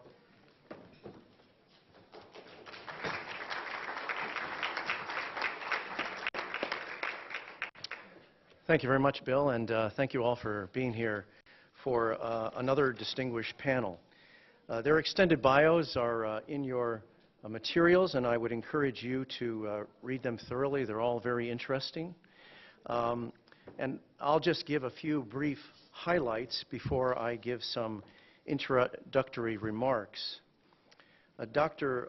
Laura Garcia received her doctorate in philosophy from the University of Notre Dame and has been a member of the Boston College Philosophy Department since 1999. Her recent publications include Authentic Freedom and Difference in a book entitled Women, Sex, and the Church, edited by Erica Bachiochi, which I would encourage you to take a look at, and Preserving Persons, published in a volume entitled The Contribution of John Paul II to Bioethics. She is currently editing a book of essays entitled Truth, Life, and Solidarity, Philosophical Implications of the Thought of John Paul II, and her lecture last year at Xavier University in Cincinnati entitled In Defense of Male-Female Complementarity will be published as part of the university's Ethics, Religion, and Society lecture series. Ed Whalen is president of the Ethics and Public Policy Center here in Washington, and he has advanced that organization and its influence under his stewardship. He's a former law clerk to Supreme Court Justice Antonin Scalia after graduating from Harvard College and Harvard Law School, and he is a leading contributor to National Review's online Bench Memos blog, where he writes my favorite blog. Helen Alvarez is an associate professor at George Mason University's School of Law, and she is a prolific writer of essays and very interesting and thought-provoking law review articles. She's been published in many leading law journals across the country. She's recently edited a book entitled Breaking Through, Catholic Women Speak for Themselves, and I'm looking forward to getting into a manuscript law review article for Villanova Law Review entitled No Compelling Interest, the Birth Control Mandate and Religious Freedom. But before they give their remarks, I need to give some context and explain how we got here today. 40 years after the Supreme Court's abortion decisions, they remain intensely controversial. In fact, I think by almost any objective measure, Roe v. Wade is the most controversial Supreme Court decision since Dred Scott, the 1857 decision which prohibited Congress's limitation of slavery in the Western Territories and heightened North-South tensions leading up to the Civil War. I mean, the hundreds of thousands of people marching tomorrow on the Mall are not there because of Gideon or Miranda or any other Warren Court decision. They are there, they have been there every year for 40 years for one reason: Roe versus Wade. Now, of course, what we call Roe versus Wade is really two cases from two states, Roe versus Wade from Texas and Doe versus Bolton from Georgia. These two cases were argued together, decided together, and issued the same day. But the Doe decision has been relatively and typically ignored over the past 40 years, despite its significant impact on abortion policy in the United States. And that has skewed academic understanding and public understanding of the impact of the two cases.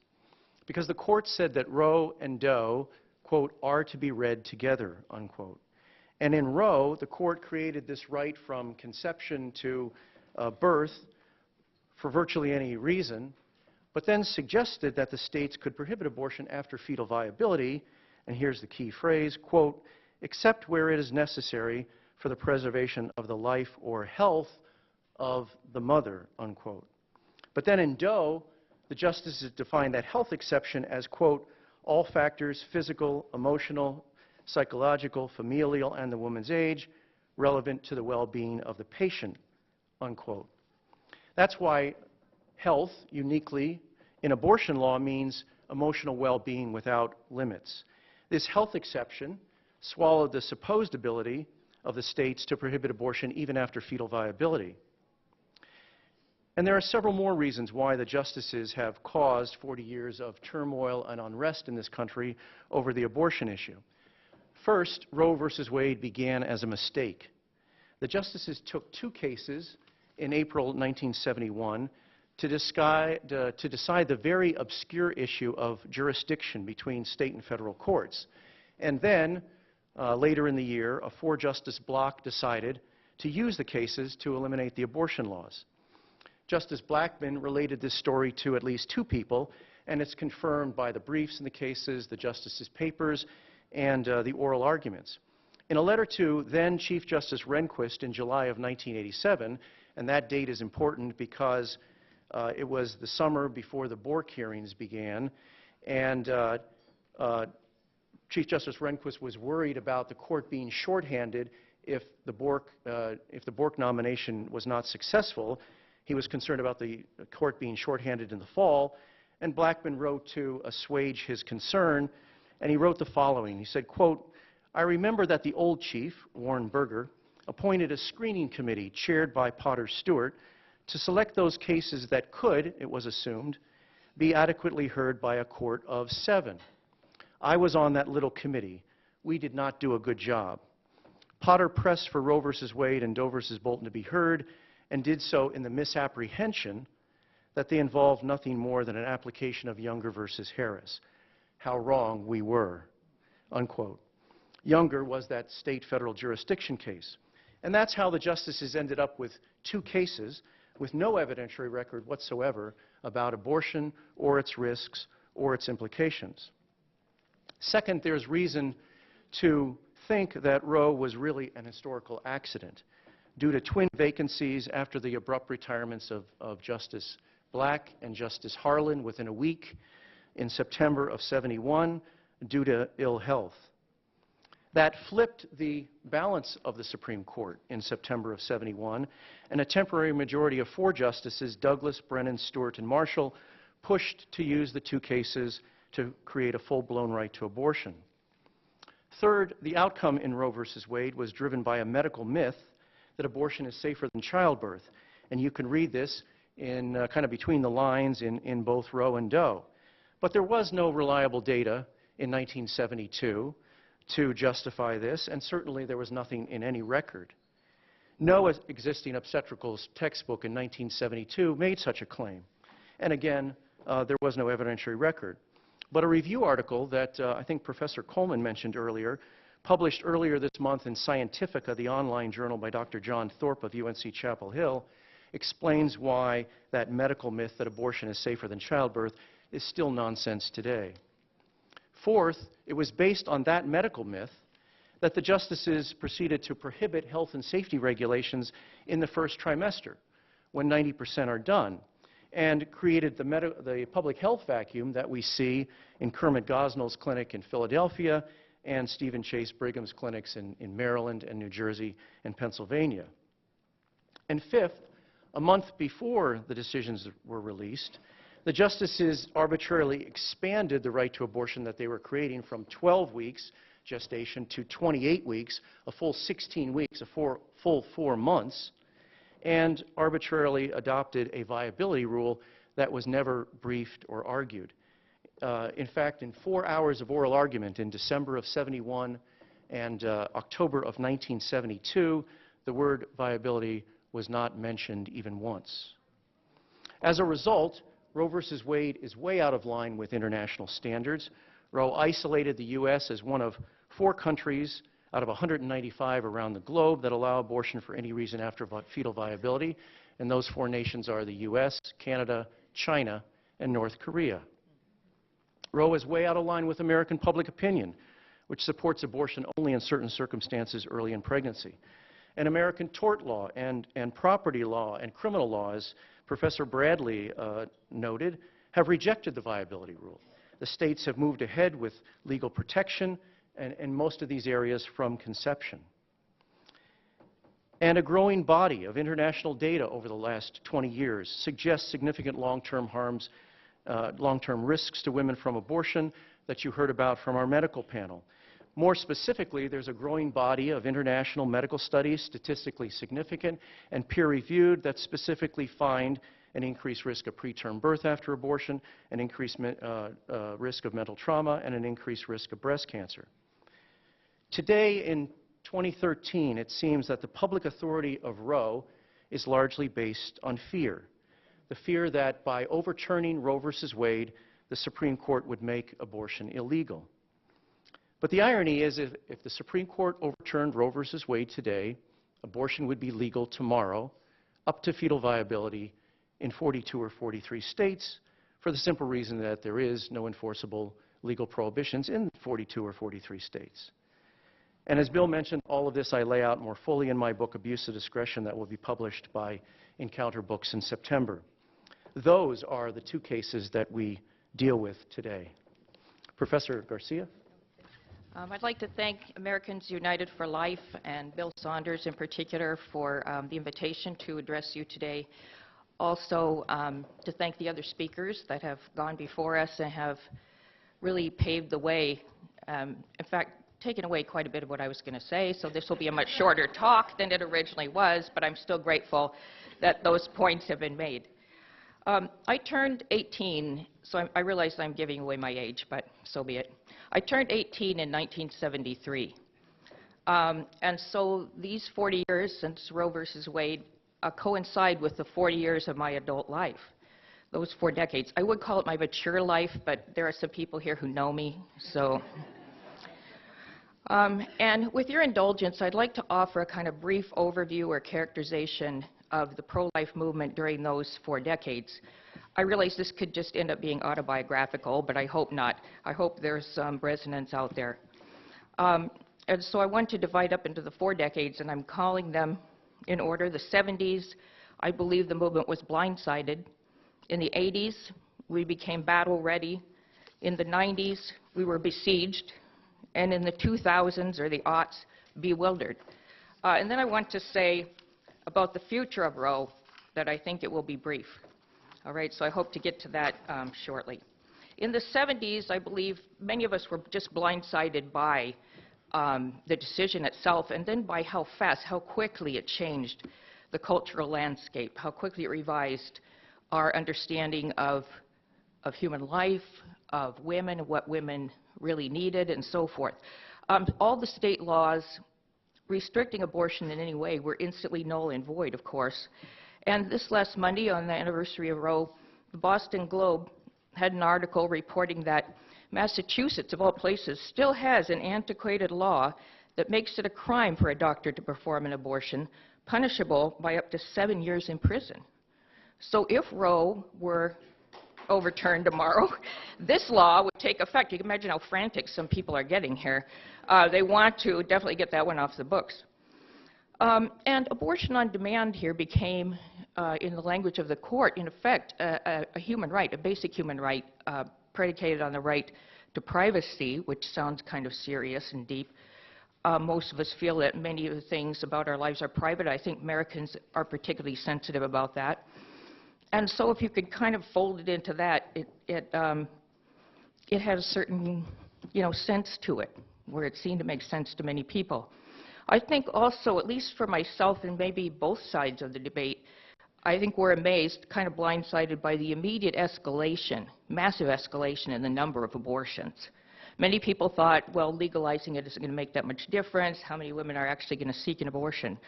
In 1973, and this is according to the Guttmacher Institute, there were about 745,000 abortions. In 1979, it was 1,500,000 abortions. So it more than doubled in 6 years, the numbers of abortions, making this a kind of major cultural shift, it seems to me. So in the 1980s, I think the pro-life movement kind of regrouped, I'm calling it the battle-ready decade, and came up with several strategies for combating Roe versus Wade and abortion on demand. One of them was to attack the wobbly legal reasoning behind that decision, and I think Clark Forsyth did a very good job of that, explaining that it had no real underpinning in the law, it had no real underpinning in philosophy or pretty much any other academic subject. It was just a kind of fiat decision. Secondly, of course, there had been powerful lobbying groups formed to support abortion. NARAL, Planned Parenthood, of course, many of them funded by the Ford Foundation, the MacArthur Foundation. So the comment that power, that Jerry Bradley made, the power is blocking the progress of the pro-life movement, that's very true, and money is power. Right? Certainly the political scene is very important to the legislative realm, but there's a lot of money behind abortion, and there always has been. There's been a lot of money behind eugenics programs and curbing population overseas and the like.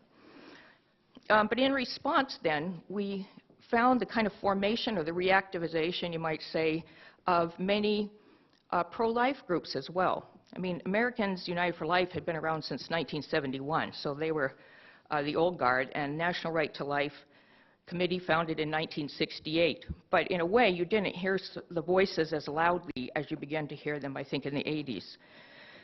The March for Life had been going on since '74 and has grown in numbers remarkably ever since. Human Life International, and evangelical Christians kind of came on board in the 80s, around 1980, I believe. So there was an attempt, at least, to organize as a movement, to raise money, to lobby, every front, right, philosophically, to defend arguments in favor of the humanity of the unborn child, and a lot of legal action, I think, as well, which is important. The Roe Court professed a kind of ignorance about the beginnings of human life, and for a long time, I think, we thought we could easily counter this with education, right? It's easy. Beginnings of human life, just open your biology book, and if we sort of showed this to people, they would all get it, and that would kind of solve the problem. Well, it didn't, but we tried. Okay, there were a lot of efforts and a lot of, not just efforts, but a lot of activity there on educating the public. There was also an increasing callousness, of course, towards life in the womb as way it was described by the pro-abortion movement, very dismissive, sometimes as though it didn't exist. And so there was also a response to that on the part of the pro-life movement. Appeals to conscience, showing maybe descriptions of abortion, even pictures of aborted fetuses. Not everybody agreed with every one of these strategies, but the point was, I think, to reveal the face of the unborn child, to the humanity of the unborn child. In the 1990s, however, I think the movement felt besieged and a little bit overwhelmed, I suppose, by noticing that these strategies weren't making a whole lot of headway. And that was puzzling and also felt, it was a setback, you might say. I think the pro-life movement wasn't sure what to make of it. I think we became very fractured as a movement, in part debating over strategy. There was a multiplication, sometimes duplication of resources and that kind of thing. And the Casey decision put the abortion, the right to abortion, on a different footing, maybe a more foundational footing of liberty, appealing to liberty rights, also to the equality of women. The equality of women argument seems to me not as persuasive just because it's a kind of pragmatic thing that, you know, Sandra Day O'Connor arguing that the equality of women requires access to abortion. Now, you know, she's in her 80s now, so she was in her 40s when Roe v. Wade was enacted, at a time in her life when she was no doubt pushing her own career and so forth. And that generation, probably all the way down to mine, she's fortunately, I can say, older than me, so it's possible. We came from a generation that thought women really had to prove themselves to be the equals of men. The only way to do that was to be just like men in every respect. It never occurred to us that men should sort of take us seriously as women. Why would they? I mean, it was a weird kind of, you know, lack of esteem, but also a kind of pushing for proving that we could be, you know, reasonable facsimile of a man. And I felt that pressure myself. One of the first women, I suppose, in a while to go into philosophy. Along with that, of course, we had the National Organization of Women who, since then, have made abortion, I think, their main mission in life. That wasn't true in the 70s and 80s. You look on their website of now, you know, key highlights, you know, in the history of now. At first, it's all about equal pay, equal rights amendment, so forth, violence against women, what we can do about it. And then suddenly, it's more and more about two things.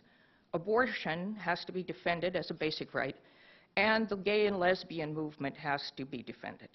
All right, so these two things kind of go hand in hand. You know, one year it's progress on lesbian rights, the next year it's abortion rights. And I think by now, since there's so many other groups pushing gay rights and so on, this has become their one and only issue of the National Organization of Women. It's really, they practically worship abortion rights, Roe v. Wade. It's bizarre. It's an ideological thing. It is not necessarily a rational thing. They're just totally committed to it. Women have to have this, or they won't be able to compete with men and be reasonable facsimiles of men. It just isn't going to happen. All right, in response to that, I think positively, a lot of women took leadership roles in the pro-life movement. Up until then, we had seen some women, certainly at the helm, but we'd seen also a lot of men speaking for the pro-life view. We'd seen bishops and priests speaking for it. And I think we realized that if the National Organization of Women is going to present abortion as the real women's position, pro-choice and so forth, we had to have women who could articulate another view, another kind of pro-woman view. And thanks be to God for the women who took it on, Helen Alvarez being one of the main ones, Charmaine Yost and Marianne Glendon and many others that we owe, I think, a great debt to. Because, yeah, thank you.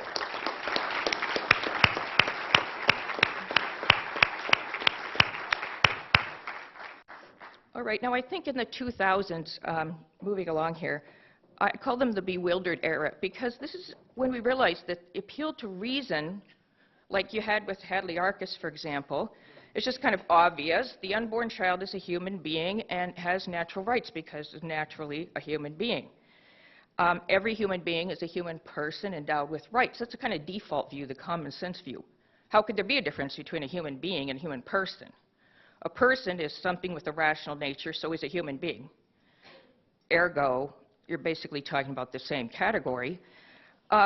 This was just plain denied for 20 years, I think, in the debate. And then for 20 more years, it was declared irrelevant. So we finally won, you might say, on the personhood or the humanity, even the personhood of the unborn child. And then that didn't do the trick. People just declared that irrelevant. Yeah, it's a human being, but the woman's right to choose, you know, to pick her career or her desires and so forth over the life of the child is just sacrosanct. We can't mess with it.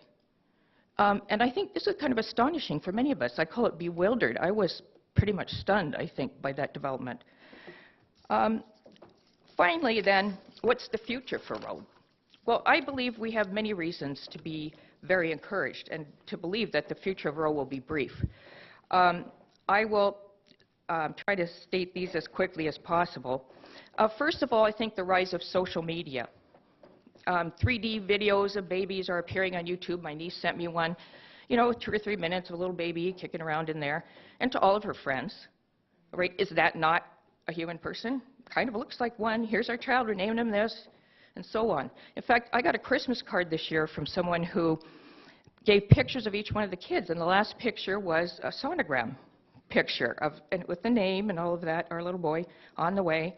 Well, how long can Roe v. Wade and the denial of the rights of the unborn withstand these kinds of things? You look on Twitter, type in abortion on Twitter. Almost all the comments you read, and they're from young people, of course, all right? Not that many of us gray hairs are on Twitter. We don't tweet that much. So in the Tweeterverse or Twitterverse or whatever it is, almost all the remarks are pro-life. And I think that Jer has definitely pointed out the intellectual bankruptcy of the personhood scam. I call it a scam, and it really is. Philosophers are very aware of that, I think. I think having the Human Life Amendment back on the table, I was so stunned when they put that on the Republican Party's platform. I had not heard the phrase Human Life Amendment in years. Everybody always told me, I thought this would be a great idea, and they go, shh, don't be silly. That's never going to happen. So when I heard it was on the agenda, my mouth just fell open for several minutes. I was speechless. Practically a miracle in my case. I could not think of what to say. I was amazed. And also, I think there's a wonderful new feminism amongst the younger women today, a new feminism that is really very much compatible with what, in fact, almost exactly embodying what John Paul II called for as a different way of seeing it. And here I'd just like to quote in closing Naomi Wolf again, who in 2001, some years after the New Republic article, became pregnant unexpectedly and wrote a book, of course, being Naomi Wolf. She wrote a book about it. And in the 9th month, she was adamantly pro-choice at the beginning. In her 9th month of pregnancy, she says this, and keep in mind the background of the whole liberty thing. Gradually, I began to see things differently than I had before. I noticed in a different way the pointlessness of the traditionally male model of performance and autonomy at all costs. I came to feel that it was brutal to be content with a feminism that was compelled to fit into this traditionally masculine definition of accomplishment. True revolution, it slowly seemed clear to me, would come about only when we demanded that the world conform to our needs as women. Society must restructure itself radically to support babies and new parents, too. Stopping short of that meant that no revolution deep enough had been achieved. I couldn't agree more. Thank you.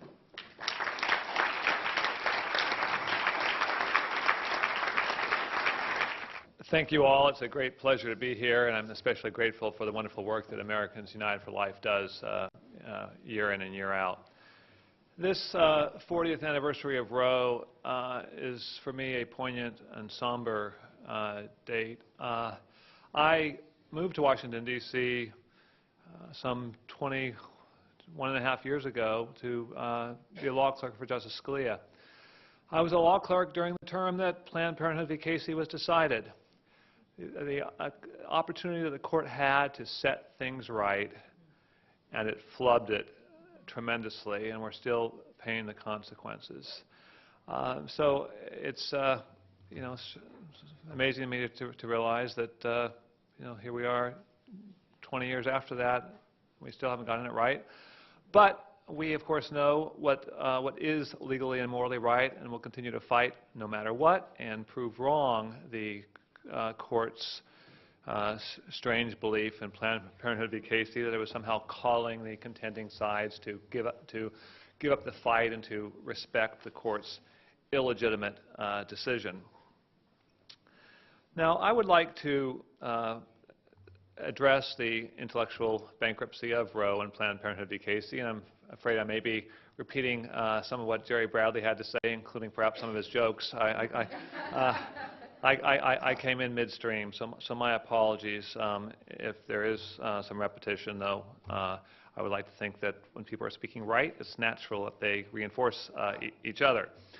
And of course, my bottom line point is it's well past time for all Americans, no matter what their views on abortion policy, to recognize that the abortion regime imposed by the Supreme Court in Roe and maintained in Casey should be dismantled. Now, Roe versus Wade is a frightening and lousy opinion. It borders on the indefensible. It's a verbal smokescreen. It provides essentially no reasoning in support of its holding. Those are not my characterizations. Those are not the characterizations of pro-life critics of Roe. Each of those statements and more are criticisms that supporters of abortion have offered of Roe versus Wade. But even these criticisms do not adequately explain why we're here today addressing a case that the Supreme Court decided 40 years ago, that it ratified 21 years ago, and that America's cultural elites embrace. The broader explanation I would submit is twofold. First, Roe versus Wade marks the second time in American history that the Supreme Court has blatantly distorted the Constitution to deny American citizens the authority to protect the basic rights of an entire class of human beings. The first time, of course, as Clark Forsyth mentioned, was the Court's infamous 1857 decision in Dred Scott. There, the Court held that the Missouri Compromise, which prohibited slavery in the northern portion of the Louisiana territories, could not constitutionally be applied to persons who brought their slaves into free territory. By its ruling, the Court cast aside the efforts of the people through their representatives to resolve politically and peacefully the greatest moral issue of their age, and it made all the more inevitable the Civil War that erupted 4 years later. Roe is a Dred Scott of our age. Like few other Supreme Court cases in our nation's history, it is not merely patently wrong, but fundamentally hostile to core precepts of American government and citizenship. Roe is, simply put, a lawless power grab by the Supreme Court, an unconstitutional act of aggression by the Court against the legislative powers of the American people. Roe prevents all Americans from working together through an ongoing process of peaceful and vigorous persuasion to settle our abortion policies and revise them as we see fit in our 50 states. Roe imposes on all Americans a radical regime of unrestricted abortion for any reason, all the way up to viability, and again, as Clark mentioned, under the predominant reading, though I think not necessarily the correct reading, of Roe's companion case, Doe versus Bolton, essentially unrestricted even in the period from viability until birth. And of course, Roe fuels endless litigation in which pro-abortion extremists challenge modest abortion-related measures that state legislators have enacted and that are overwhelmingly favored by the public. Provisions, for example, seeking to ensure informed consent and parental involvement for minors, and barring atrocities like partial birth abortion.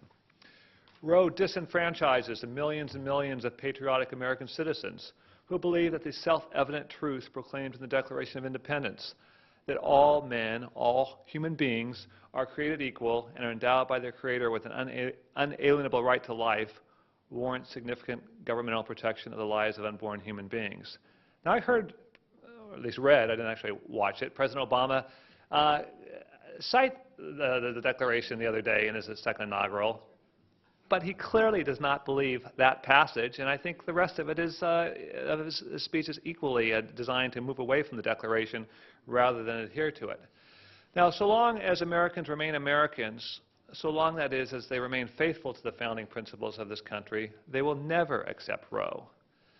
Now, of course, I think it's fair to say now it's a big question whether Americans will remain faithful to our founding principles, and certainly you see that the judges move further away. I think it would have been unbelievable 20 years ago to imagine that the Supreme Court might be on the verge of imposing a radical redefinition of marriage on the country.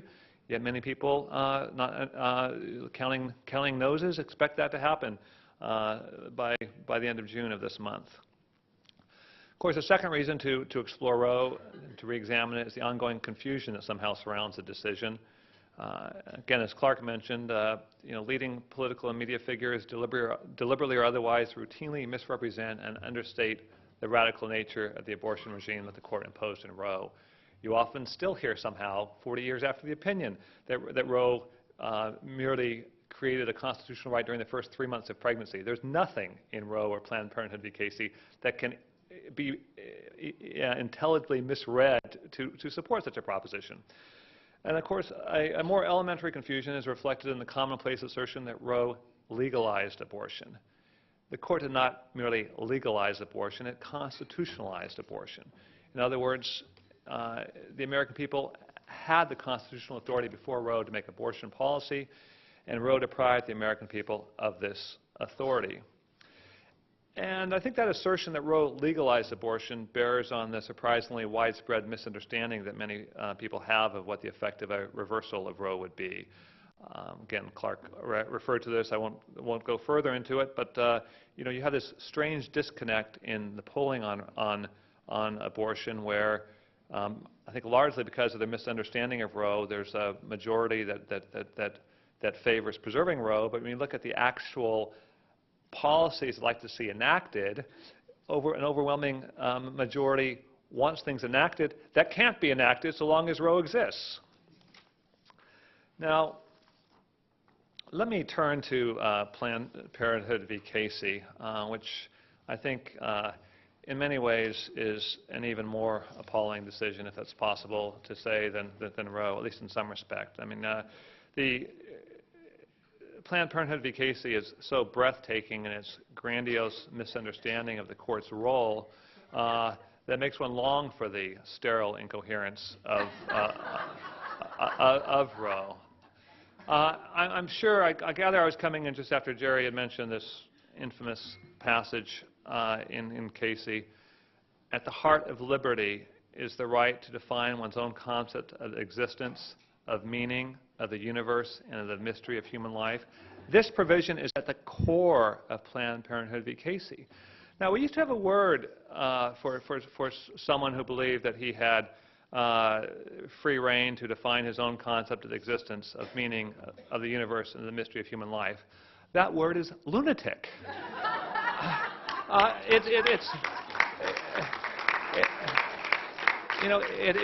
It's a classic definition of what a lunatic is. Yet we have 5 justices on the Supreme Court embracing this proposition. Of course, the provision itself is incoherent. If I would like to define my own concept of meaning and of existence, of living in a country in which I didn't have a Supreme Court that spewed such gibberish, I couldn't do it. So, of course, this was a shell game for the court to conceal its own continued power grab. And we likewise see in that opinion more wordplay designed to camouflage what the court was doing. This notion that the majority isn't going to give in to pressures from those who want to see Roe overturned, as though there weren't far greater pressures in their own social circles to retain Roe. In any event, the court shouldn't be deciding what the Constitution means based on political pressures. It ought to be just getting it right. But of course, the court in Planned Parenthood v. Casey didn't even go so far, didn't even claim that Roe was right.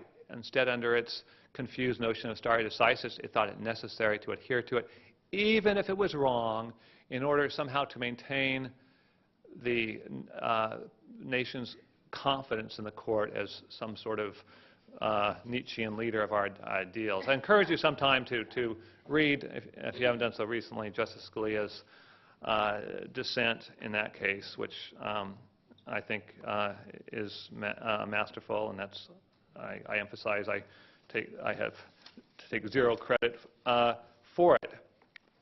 Now, where are we now? Well,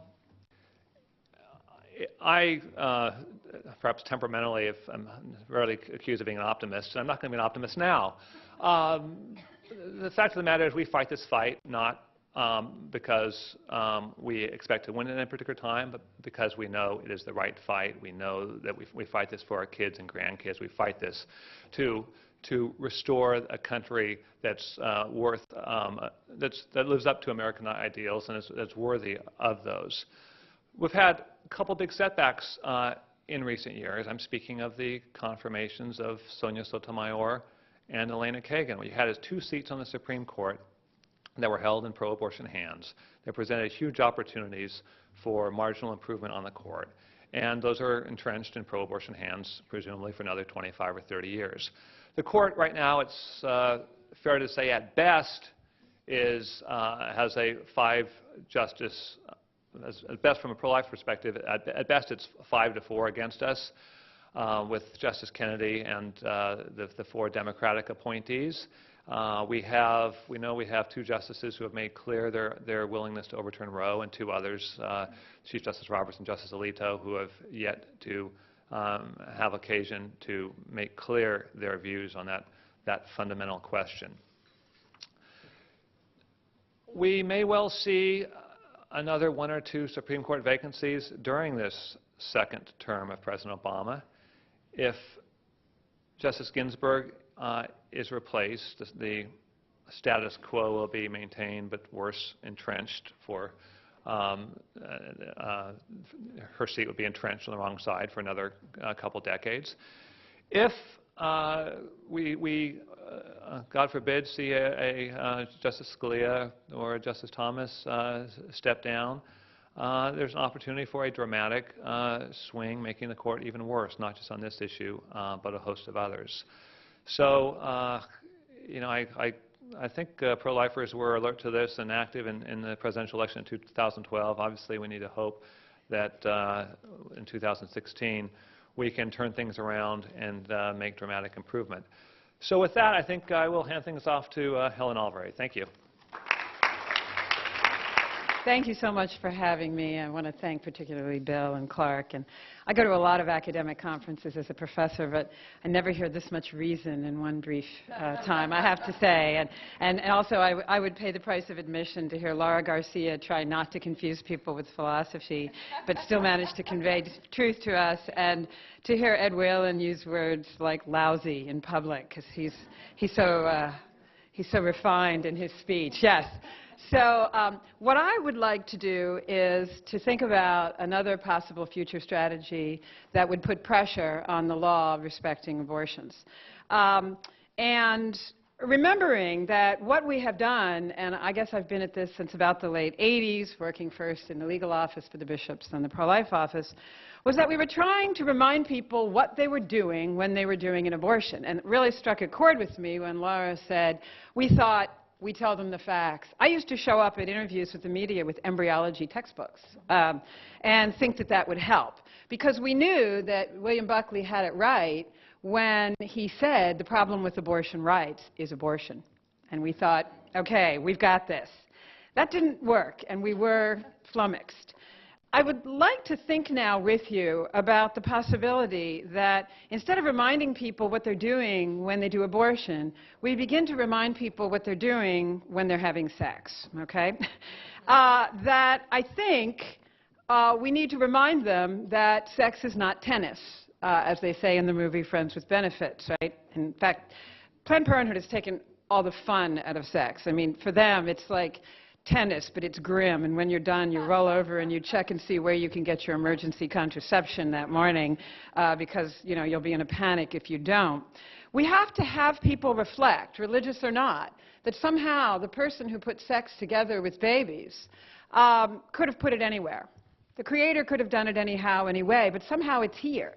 And so I'm not saying we're going to get as far as, you know, John Paul II's Love and Responsibility, where he talks about thinking about potential partners, lover, spouse, as parent. You're going to be the father or the mother of my child. I'm not suggesting we can go from 0 to love and responsibility in a heartbeat, but I think we could move a good bit in that direction. I call this the demand side of abortion. So I want to first, I'm from George Mason, right, law and econ people. So I'm going to first talk about the supply and demand sides of abortion. Then I'm going to talk about how it is that I think we could make some progress on what I'll call the demand side. And then I'll talk a little about how we might do it and reasons for hope there. First, with respect to what we've been doing for a long time, mostly, not completely, we have been doing the supply side of abortion. And AUL in particular is doing these fabulous laws on putting pressure on abortion clinics to close, to rethink, to be regulated so that they couldn't possibly keep up with actually doing healthy things in their clinics like other health clinics have to do. You also have AUL and the Susan B. Anthony list and others, Lila Rose, Live Action, going after Planned Parenthood, the most disturbing, don't even get me started, purveyor of everything that is wrong about women and life, and going after the supply side of abortion there. Operation Rescue, which is not your mother's Operation Rescue, it is not people with bullhorns. It's people watching patiently outside of clinics and getting them closed and alerting state regulators and the CDC, who pay no mind to deaths or injuries at these clinics, really, that something is going on there. So the supply side is really being pressured. Now, there is also some pressure on the demand side already, right? The demand being women's wanting it, or somebody wanting and demanding abortion. The marvelous ultrasound laws. I noticed, Charmaine, in your debate the other night on the NewsHour, which was so well done, the NARALs, the transvaginal ultrasound. I'm like, I'm eating dinner, you know. But they want to make it seem harsh and awful and intrusive, and that's what they call it. We're showing them a picture of their child. Informed consent, crisis pregnancy centers. These are appealing to the woman not to demand the abortion. But still, our abortion numbers are still really high. They're really high. And we know there was a decline during the 90s, but they have now either stayed pretty high or pop up occasionally, but stay high. And it seems to me that the explanation is, as a boatload of law and economics literature has it, that when you put together, and we could go on about this, so the seminal article was in 1996, but there's been tons of literature since, Duke, George Mason, Penn, et cetera, that when you change the sex mating and marriage markets to make the price of sex low and the availability of escaping pregnancy so that the weight, I call it the unbearable lightness of sex, the weight of sex is no weight at all, it's tennis, then there is a higher demand for premarital sex, and so we have seen an increase in the rates of non-marital pregnancy, non-marital sex, non-marital births, and abortions since the widespread introduction of contraception, okay? And there's no reason to think this is going to end. Now, the people who put out the articles that show this, in some cases, particularly the seminal article by Nobel Prize-winning economist George Akerlof, his wife Janet Yellen, who's a Federal Reserve chairman out in California, have said, well, no, we still want to keep abortion and contraception obviously very legal, but they suggest, you know, just more and more government programs to make it more available, thus the HHS mandate. And they're also suggesting something that you really, and we really ought to keep our eye on, we are already, but even more so, is the acronym for it is LARCs, right? Long-acting reversible contraception. Many of these have the potential to act as abortifacients. And then emergency contraception, obviously the FDA's own and the pharmaceutical companies' own packaging, we know that it can act in the case of certain women at certain times in their cycle as abortifacients because it takes the life out of an embryo. Now, this is their strategy going forward, is LARCs. And you may have noticed that when the HHS mandate came out, if you read the report supporting it, a part of it, that report kept saying, if we could just get more women on long-acting reversible contraception. And then what a surprise, the St. Louis study comes out just in time for the HHS to read it and say, look, they fed these women more contraception, it was free, they used it, the abortion rate went down. They took a poor population of inner-city St. Louis women. They visited them 7 times, told them, swallow this, it's free, and voila, they sterilized them for 3 to 5 years with long-acting, by the way, it takes a surgeon to get it out, contraception, and the abortion rate went down. Now, even setting aside the moral hazards of this, right, the temptation to use it among the poor, minority populations, immigrants, that's what they did before when Norplant was invented. The other aspects of this, of course, of that in those populations where it has been distributed, it drives the abortion rate up, not down. The British studies, the Spanish studies show that girls' premarital pregnancy and abortion rates tended to go up, not down, okay? But that, I'm telling you, is coming in the future. It's not going to solve our abortion numbers, but that's what they want. How are we going to deal with this, in addition to the government promoting abortion, long-acting reversible contraception, to abortion being legal? How are we going to deal with this when nobody really countenances this evidence that what may work at an individual, contraception, long-acting reversible contraception, drives abortion rates down? That's what people think. On a social level, it always drives them up. How are we going to grapple with this? In addition to the fact that we have all of these environmental, cultural factors, the cheapening of sex. I mean, when women are dressing as vaginas at the DNC and that the press thinks that's a good thing, when Lena Dunham puts out an ad for the Obama re-election campaign and says, compares voting to him being like good sex, and gets away with it, when the Center for Reproductive Law and Policy, I'm sure you've seen, most of you, their incredibly revolting videos where a very handsome African-American guy with a glass of scotch and a rose, in very sexy voice in a very dimly lit room, toasts Roe. Sort of, it looks like, if you turned the sound up, it looked like he was inviting you to have sex with him, but really he's just toasting Roe versus Wade, baby, which he says 100 times. When the President, when the National Women's Law Center, when Planned Parenthood is defending the HHS mandate on the grounds that it will allow people like Sandra Fluck, or I was on programs like Diane Rehm, or doing dueling editorials with Planned Parenthood, and they're saying it's because their unmarried daughters really need 365 days a year of contraception because otherwise they'll get pregnant. When sex is this nothing, how do you deal with this? How do you address what the other side believes is what creates the need for abortion and can't be done away with? The fact that all these women are going to be engaging in this precise sex mating and marriage market as we have it, getting pregnant, and, according to the world standard of success, then needing not to be pregnant.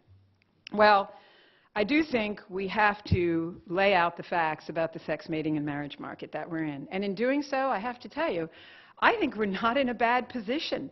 I mean, anyone who keeps up with the covers of Atlantic Monthly or pieces in Slate and Salon or the Huffington Post or some other marvelous authors out there, women, young women, talking about what it's like out there in the marketplace for sex mating and marriage will tell you that they're not happy really with the unbearable lightness of sex.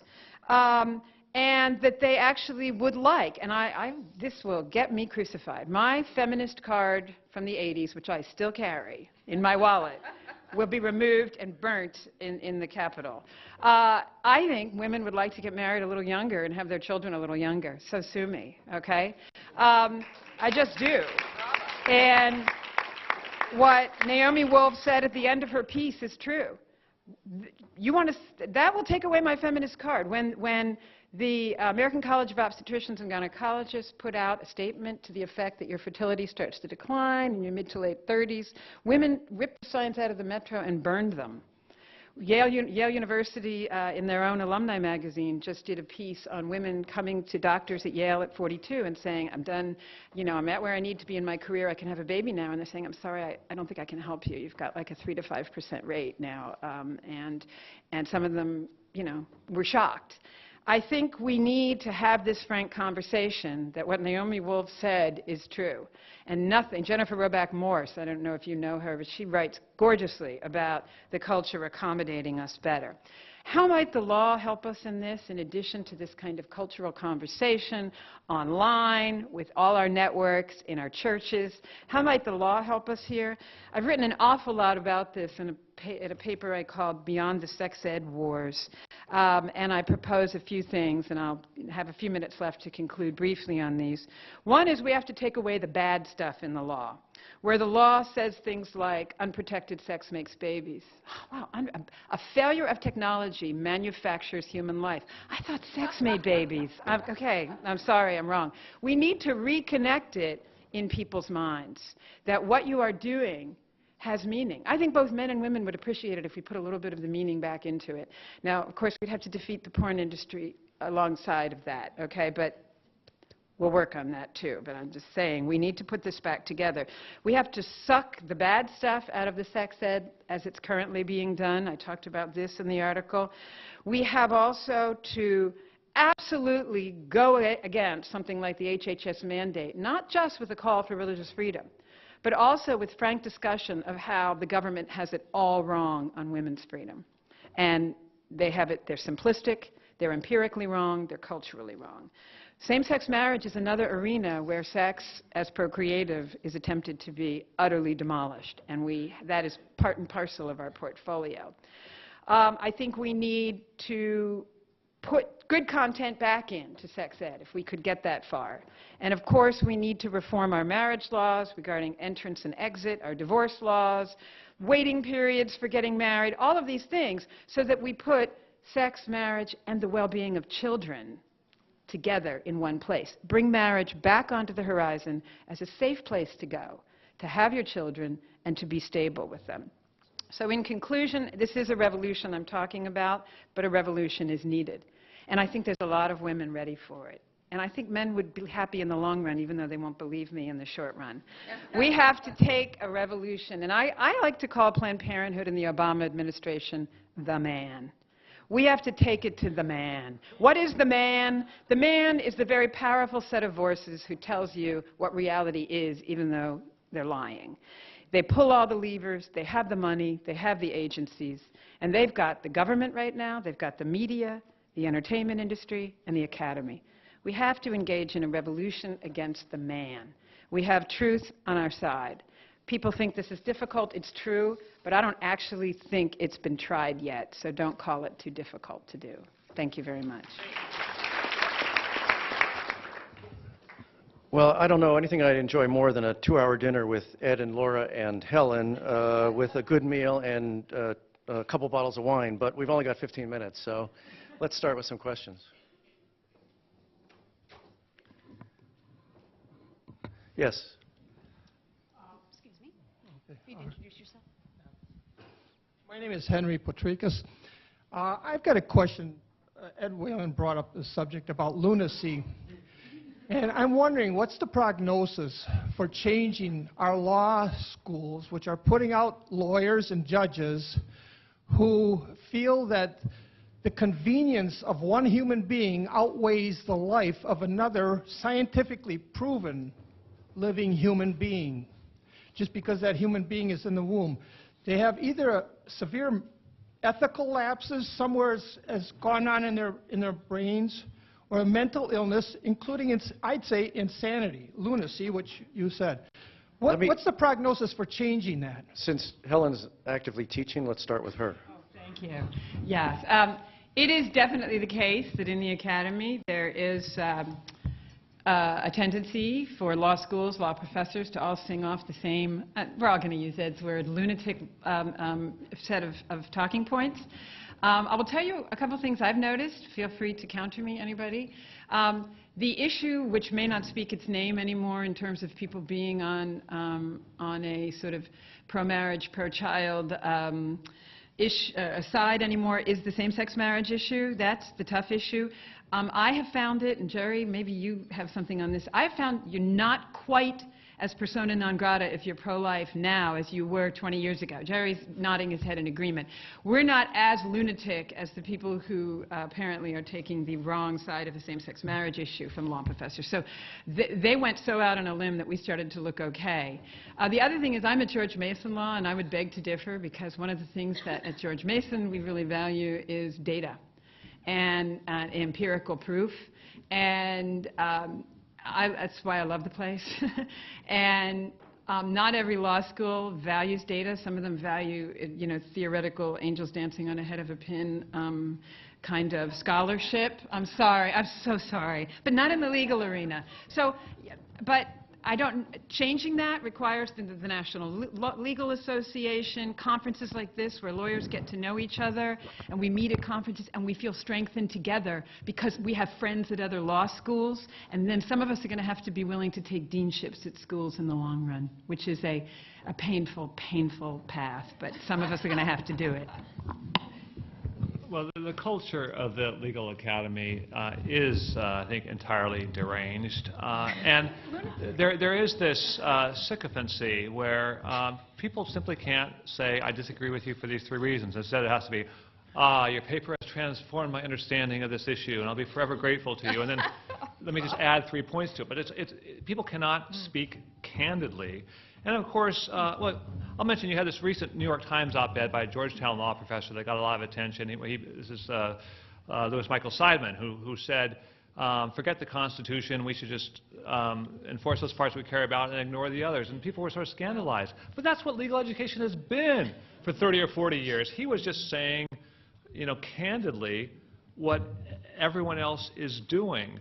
So I don't know. I'm hoping that maybe somehow economics can play some role in transforming the law schools, but I'm not hopeful. I would just like to take the opportunity to dissent from one point that Helen made.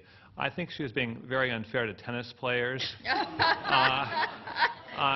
in comparing the modern concept of sex to tennis. And I think tennis players can be counted on to know whom they're playing with.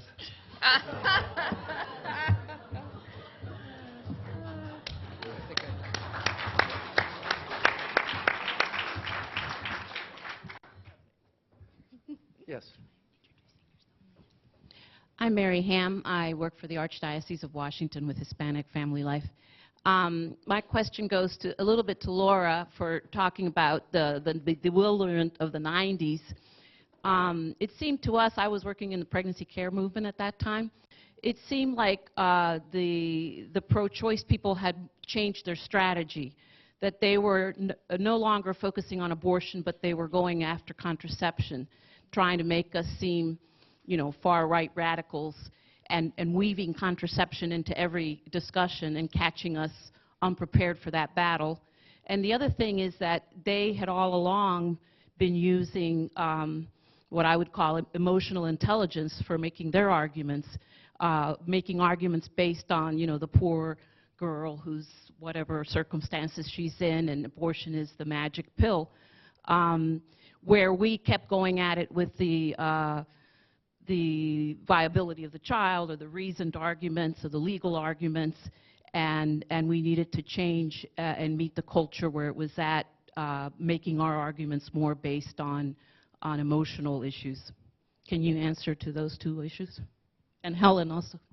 Okay, well, I'm not sure what the two were. What was the first one again?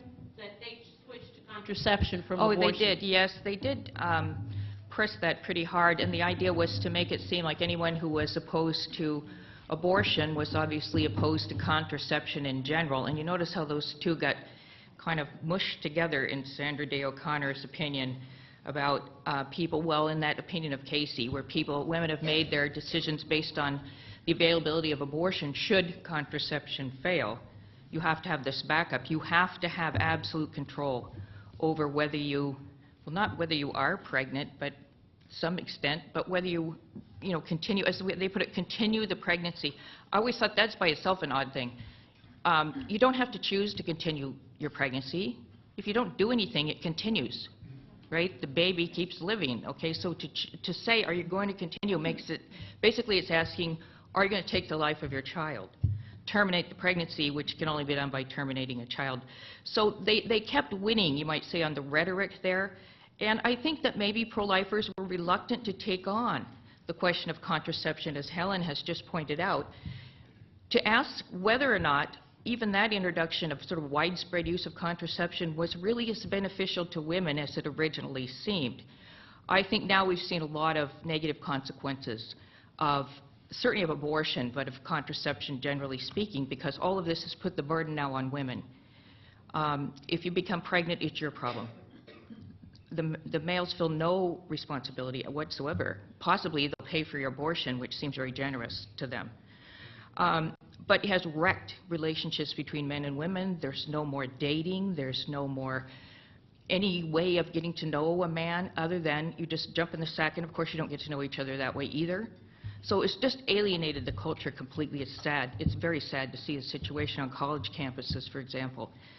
And the appeal to emotion, the appeal to the woman who was very visible, right, very desperate and the like, that was hard to counter, because the idea would be to show the desperate situation of the child who has no defenses here. And that would be hard to do. I mean, there was the Silent Scream movie and so forth, but people found that, I mean, basically they could ignore it. The media could suppress it. It was easy for the powerful, right, the media, the players, to just push that away. I found, oddly, this most weird, you might say, totally reversal of that in this article in the New Republic, just December 31st, where there was description, I won't tell the whole story, of a woman who wanted an abortion, and she couldn't afford one, whatever, and so she went online illegally and ordered abortion pills, abortion drugs, and she took them thinking she was 14 weeks along. And it turned out she was 5 months along.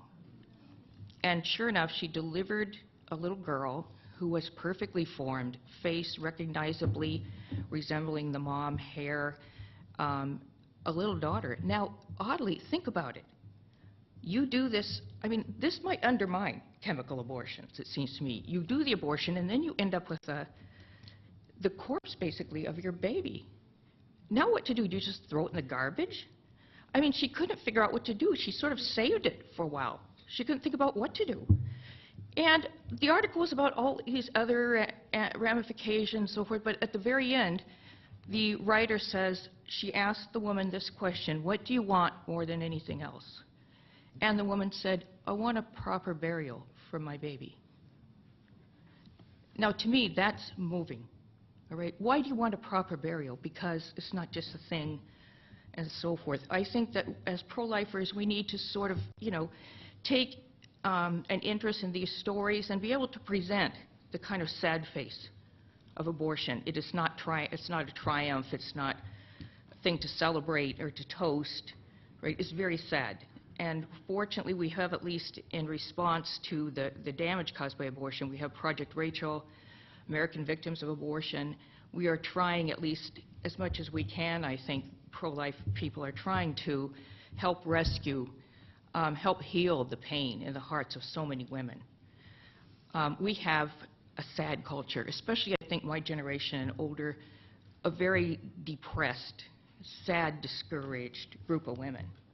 And it's just rampant. One article said, sort of celebrating this, well, it's as common as everything. 1 in 3 women will have an abortion by the age of 45. And, I mean, my reaction was, my God, what have we done? What have we become? All right, so I think we have to at least, put those things out there. And it's odd that someone would write this with such a happy, kind of breezy thing. So see, abortion's no big deal. It's common. It's just part of reproductive health, right? Which is a euphemism and a weird way of phrasing abortion, right? So truth in advertising, very important. Younger women asking, why do you have to choose between your career and a child? Why do you have to choose between marriage and family and education? This shouldn't be the case. And that's a good question. I think in the 70s we didn't ask that. We just assumed we did have to choose, right? Which is too bad. There was an article I remember reading, Motherhood, the Annihilation of Women. Like, oh my gosh, it's one or the other.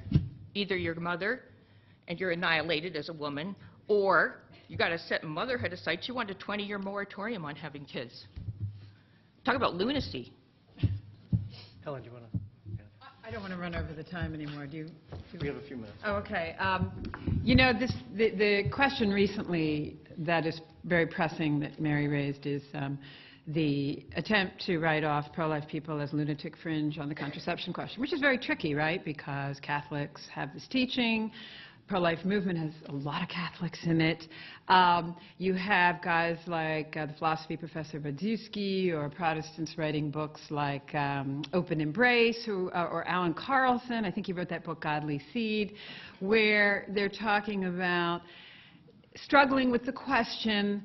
And to me, I don't think we have to answer the all or nothing question, and not to dodge like a Supreme Court justice at a hearing who's going to say, hey, Roe's going to be with us, I'll pass on that question about where I stand. But the federal funding of contraception and state funding is going to be with us. Presently, the question as it's structured is actually in our favor, because the question is, will we wipe out all resistance to a contraceptive mentality? Will we wipe out a witness to institutions saying, we'd like to think about it another way. All we're asking for is to propose the empirical data about its failure to resolve all kinds of questions. Women aren't getting better work-life policies, colleges aren't accommodating us, our student loans aren't going down, letting us marry earlier, et cetera, because contraception has flooded the marketplace in the last, 50 years. It hasn't solved things. It's driven the abortion rates up, sexually transmitted infections rates up. I'd like to present that data, and we also, frankly, I'd like to go all the way to the finish line and present a very positive, generous picture and exhortations about life with children and its ultimate happiness. There was this fabulous article. It was an African-American woman who was attacked. This sounds terrible, fabulous article, but she was attacked in a parking lot and beat off the attacker. And she screamed as she's beating him off. Then she gets up and runs after him. I have not finished my life yet. I have not gotten married. I have not gotten children. You go away. And I love that because I thought that women need to be a little bit more directive about, we'd like to do this. We would like to have the law do this for us. Contraception hasn't done it. Might we have this other voice that is a child positive? Let's rearrange some things around the path and structure of women's lives, their fertility, their interests in doing justice at home and justice at an office. The HHS mandate to me implicates this. Contraception's a fact out there. All we want is to be allowed to live, to speak about another way, a more child-friendly and woman-friendly way. Thank you. Please thank our panelists.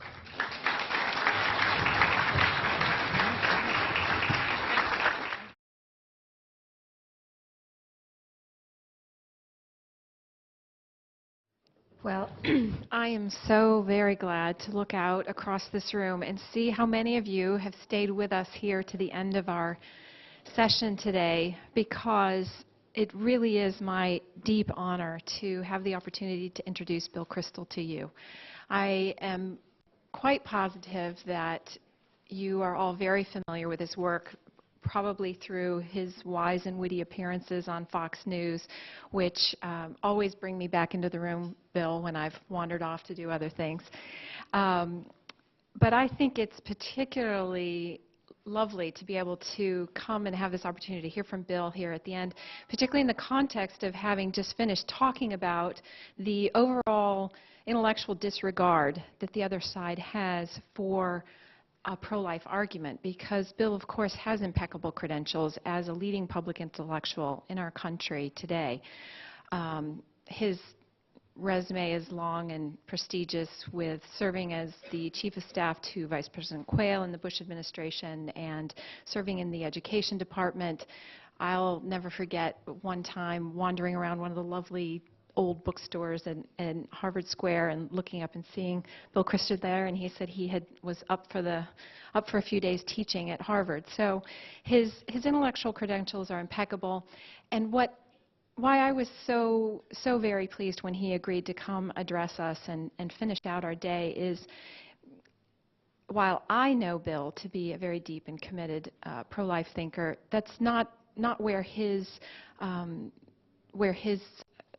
status as a public intellectual has been necessarily grounded. And so I just very pleased that this rounds out our day of hearing from someone who is very committed to our issue, but can bring us to a close today in looking from a 30,000-foot perspective.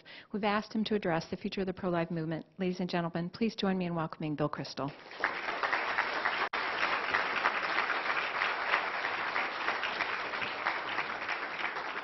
Well, thank you, Charmaine. That was a very kind, overly kind introduction. It's really a pleasure to be here. I will try to be brief. I don't know that I honestly have much to add. You've had an excellent program. I caught the last half of that panel. I missed the risque joke between Helen and Ed, whatever that was.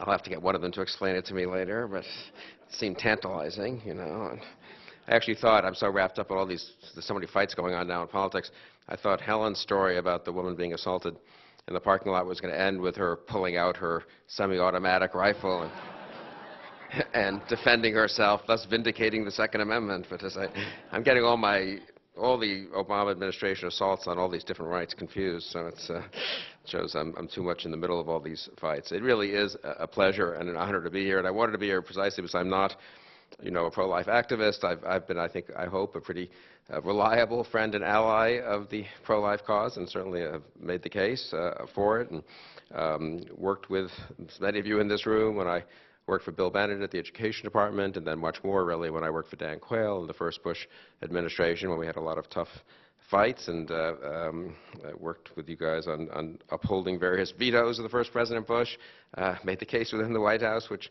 with Dan Quayle, tried to help him make the case, which we really lost, really a very sad moment, honestly, in retrospect, when President Bush appointed David Souter rather than Edith Jones to the bench. I think I'm not revealing any secrets that in 1990 that Dan Quayle was the one person in the very senior ranks of the White House who strongly made the case for Edith Jones, and got overruled, and that helped affect, in a bad way, I'm afraid, history. Also very involved in, on the other hand, the good news was I was slightly involved in making the case for Clarence Thomas and defending him when he came under assault when he was nominated in 1991. So it's nice after those years in government. At the Weekly Standard, obviously we've published many things on this issue, both reporting pieces on the successes and also the frustrations of the pro-life movement, and advocacy pieces, obviously, on the issue itself. I'd also attempted to publish, George Weigel and I did one piece together many years ago now, a sort of strategy piece on how to make the case and how to advance it incrementally, but in a principled way. That's something AUL's thought a lot about and done a lot of work on. So it's nice to be here. As I said, I don't know that I have much to add to what you've already heard. But maybe I can say a couple of words on where we are. I guess it's been 4 decades. It's hard to believe since Roe v. Wade. That was my senior year in college, I remember, and I remember hearing about the decision and expressing the opinion in a government class at Harvard that it seemed like a ridiculous opinion, actually, just totally ungrounded in the Constitution, and also I thought would result in bad policy, but as a matter of constitutional law. And that didn't go over so well in the class at Harvard I was in. I taught con law at Penn a few years later, and I tried to be fair, obviously, in the classroom, but I made clear that that was my view. I agreed with Justice White in dissent, and that wasn't the majority view there either. I actually think one of the good news stories, in a way, over the past 4 decades is the degree to which, despite the law schools, as people were saying before, and what's taught there, no one really makes a serious intellectual defense anymore of the argument in Roe, or for that matter, I would say of the argument in Casey. It's just there's too much inertia, and it's too difficult, and it would take too much courage, and there haven't been enough pro-life presidents consistently to appoint justices to overrule it. But in a certain way, the progress on the intellectual front has been very impressive, much more than anyone would have predicted, honestly, I think, back in the mid-'70s, or for that matter, in the mid-'90s. Well, I mean, one forgets, with Casey, they really thought they had shut down the argument, basically. That's explicitly the argument in the plurality opinion, right? That, okay, enough of this arguing. It's been disruptive to have this debate in American politics, so we're the Supreme Court, we're deciding it, and could everyone please be quiet? And that really didn't work too well, which is a credit to America, I would say, honestly, and a credit to many people in this room. So there is good news. There's also, deep frustration, obviously. I know I feel it, and people in this room who've devoted so much time to this cause, I'm sure, feel it more intensely in the limited progress that's been made, and in the prospect of the next 4 years, which isn't entirely a happy one, at least on the federal legislative level, and probably on the federal judicial appointment level. Some things can be done, and certainly more could probably be done in the states, as many of you know. I thought I might organize my brief remarks, and they will be brief, around sort of two themes. And they were suggested to me by, actually, the funeral service for Judge Bork, for Bob Bork, almost exactly a month ago, actually, in McLean, Virginia. Maybe there were a couple people in this room who were there, but at the funeral mass, they had, of course, a program, and on the back there were some quotations from John Henry Newman and from Thomas More. And 2 of the quotations from Thomas More, I'm not sure if they were selected by Bob or by Mary Ellen. Maybe they were favorites of Bob's, I'm not sure. One of them, and they're both really wonderful quotations. One is, "What you cannot turn to good, you must at least make as little bad as you can." What you cannot turn to good, you must at least make as little bad as you can. And if any of you knew Bob Bork, you would know that that would be one he would like a lot, because he was not a wild optimist, I would say, about improving things a lot, but he was a believer that maybe you could make things as little bad or as less bad as you can. And the other quotation from Moore is, you must not abandon the ship in a storm because you cannot control the winds. You must not abandon the ship in a storm because you cannot control the winds, which I think was, and Bob, I think, thought that reflected his tough decisions he made when he took over the Solicitor General, the Attorney General position, the Acting Attorney General position in the Nixon administration. Obviously, he thought it was the right thing to do for the country, knowing it would damage his own future politically or in public life. Certainly didn't make him more popular when he went back to Yale Law School to have not quit along with the others who quit after the so-called Saturday Night Massacre. And Bob really was, of course, a man of principle. Never abandoned his ship, and that's maybe why he wasn't confirmed in 1987, because unlike every Supreme Court justice nominee since, he didn't dissemble, in a word that's probably too harsh. He didn't refuse to say what he thought or refuse to defend positions and opinions he'd previously held. But if you take those two quotations from St. Thomas More, I do think they sort of give some guidance, perhaps, to all of us. One is, if we can't do good, we should at least make things as little bad as we can. I think that's a lot of what people will have to spend the next 4 years working on here in Washington. I wish it were different, and I wish we could look at great advances in federal legislation and executive branch executive orders and in judicial appointments, but for reasons I won't dwell on, I think it's pretty obvious that that's unlikely. I do think it's still important, though. You know, really holding the line and winning what small victories one can is underrated, I would say, generally in politics. Because if you then, if you start from a position, you know, it's like a football playing, if you can hold the other team reasonably and start from the 35-yard line, the next time you have a chance to advance the ball instead of from the 10-yard line, it really makes a difference in your ability to make progress. And I think this is a moment where people just need to not get discouraged, if possible, hold the line as much as possible. And I agree with what Helen suggested, too. Some of the offenses launched by the Obama administration in particular, I think, put them on tricky ground. Defending religious freedom is, in a sense, easier. It's just a practical political matter. It requires one to make less ambitious arguments, you might say. You don't have to change the whole culture, than making the full-throated, you know, pro-life argument or getting into the whole, you know, big questions, which I'm in favor of getting into too, but about marriage and family and culture. You just have to say, really? I mean, the federal government is going to forbid religious institutions or businesses owned by people who have faith from buying health insurance policies that are in accord with their faith, and which, I mean, it's really an unbelievable overreach by the federal government. You know, people like me thought it would hurt them. I think almost everyone did. When that opinion came down, when Secretary Sebelius issued that regulation, or I guess announced she was going to issue the regulation, which was, I think, just about a year ago, wasn't it? It was in January of 2012. I was with doing a talk on, actually, a debate with a Democratic, I won't say who it was, but a Democratic, you know, operative and strategist, pretty well known. And he had worked in the Clinton administration. He's liberal, pro-choice, and all that stuff. But he had always, like Clinton in a way, been sensitive on this issue and had more of the Clintonian safe, legal, and rare, at least rhetoric on the issue, whatever he believed, whatever Clinton believed.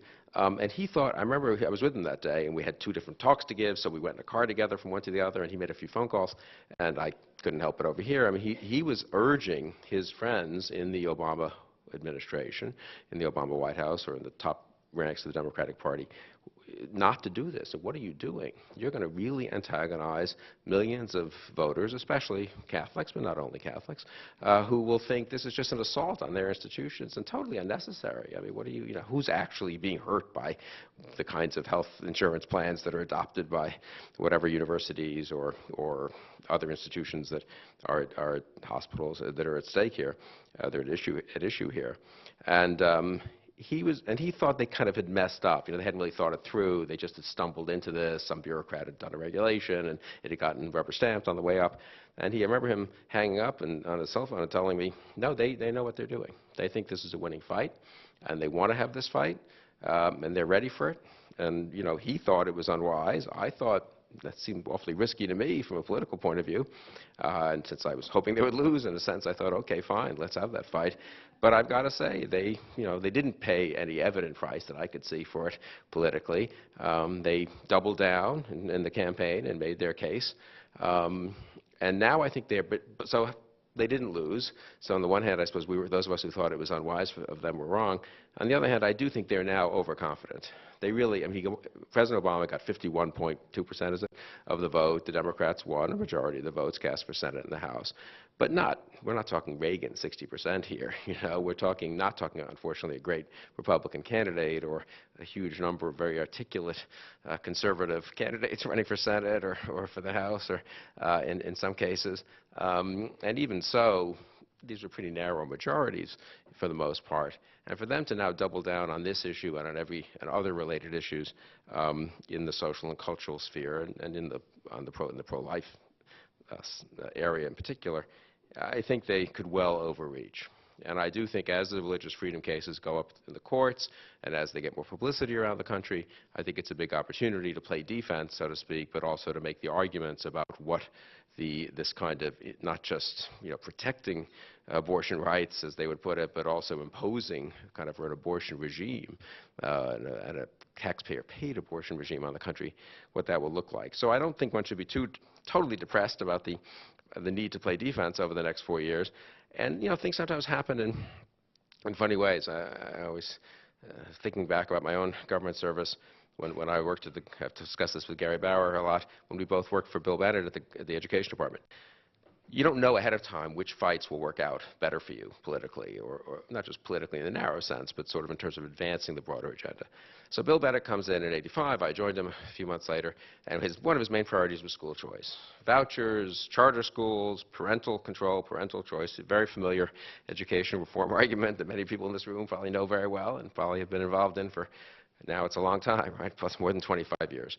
And we thought we could make real progress, and we had legislative proposals to get federal funds to follow the student, and we helped governors try to articulate this, and we helped Polly Williams in Milwaukee, Wisconsin, do this at the local level, and we did it. Bill is terrifically good at this, gave many eloquent speeches and interviews and all that. So that was our main focus. We thought that's how we were going to advance the general issue of parental control, parental choice, sort of decentralization, liberalization in the very old-fashioned sense of the word of what was a kind of monopolistic government-dominated American public education system. I don't know that we made much progress, honestly, after all that. And even now, 25 years later, the progress has been fairly limited. On the side, there was this very new little homeschooling movement that had just been legalized in many states. People forget this in '85, and was still being fought bitterly by many state bureaucracies who were trying to prevent it. Chuck O'Malley was there running a tiny office of private education. We had a couple of people in the council's office who were sort of working on this, and we didn't have any real authority on it, but we did try to help the homeschoolers in different states as they fought the state bureaucracies, providing legal counsel in appropriate ways and providing encouragement and publicizing some of their efforts and publicizing some of the very early, this is very preliminary, of course, results that suggested it was working pretty well for the kids who were being homeschooled. I mean, I would now say that the rather modest things we did in those years, from '85 to '88, to help defend the nascent and growing homeschool movement, which, believe me, none of us, we did it because we thought it was the right thing to do, and we thought, well, it's kind of interesting, and maybe it'll have some payoff in a bigger way in the future. But it was mostly, we just did it we were part of the Reagan administration, we all believed in it, but it was, as I say, very much of a side interest. I don't imagine Bill Bennett spent, more than 5% as much time on that as he did on pushing school choice and vouchers. I would now say that was a more important achievement. I mean, it wasn't our achievement, it was mostly the homeschoolers' achievement, but we did help them. And in that respect, you don't know which fight, which initiative, which little social or cultural or political movement will ultimately pay off the most, and you do sort of have to, I think, try a lot of different things, make a lot of different arguments, not in a sophistic or calculating way, but just in the sense of arguments that you agree with, but advance in a variety of fronts, to use a military metaphor, and you don't know ahead of time sort of where you'll make breakthroughs. I've always thought that was a good lesson for me in sort of not overthinking and in a way not over-strategizing. Sometimes people in this movement, our movement, but also in others too, you sort of sit around, have endless meetings. Should we do this? Should we do that? I think this piece of legislation could make a huge difference, or this state initiative could work and this one won't. It turns out often you're wrong. This state initiative turns out, which looked good, turns out to have a bad spokesman, or the political circumstances change in this state, and something else that you barely thought about somewhere else takes off and gets imitated in 35 states. It was very much that way with homeschooling from our point of view. And I think that's a reason to, in playing defense and in trying to do small incremental steps, not to get discouraged, not to pull back and say, well, just try A, B, and C, but let's not do D, E, and F, because you just don't know whether D, E, or F might somehow end up causing more progress in a broader sense than A, B, or C. So that's a big task, I think, very much in the spirit of Bob Bork's, at least making things less bad as much as we can over the next few years. And then I do think that there's also very much the other side of Bob's advice, which is sort of not abandoning the ship and, in effect, standing on principle. And there, I think, the pro-life movement has in many ways made great strides through real philosophical argumentation, through, obviously, science and publicizing some of the truths about the unborn child and about some of the biological truths, some of the sociological truths about what an abortion regime results in for women, for young women, for families, for everything else. You've heard a little bit about this today. And I think there the argument has to be very broad and bold. I spoke to the House Republicans last week, and this is a totally different context than budget policy, but I think it's true here too. My advice to them, I don't know that I have any particularly good advice, but since they asked for advice, not that they were listening, but I said, I guess I had only two pieces of advice. Act realistically, but think boldly. And I think that's basically right for a movement like ours as well. I think in practice over the next 2, 3, 4 years, a lot of realistic, incremental, modest things have to be attempted. Some will work, some won't work so well, but I think we can do some good.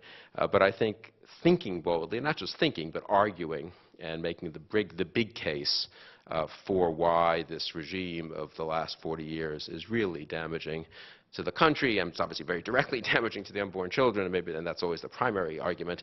But there are other arguments that appeal to people who are more uncertain about how to weigh the actual core pro-life argument.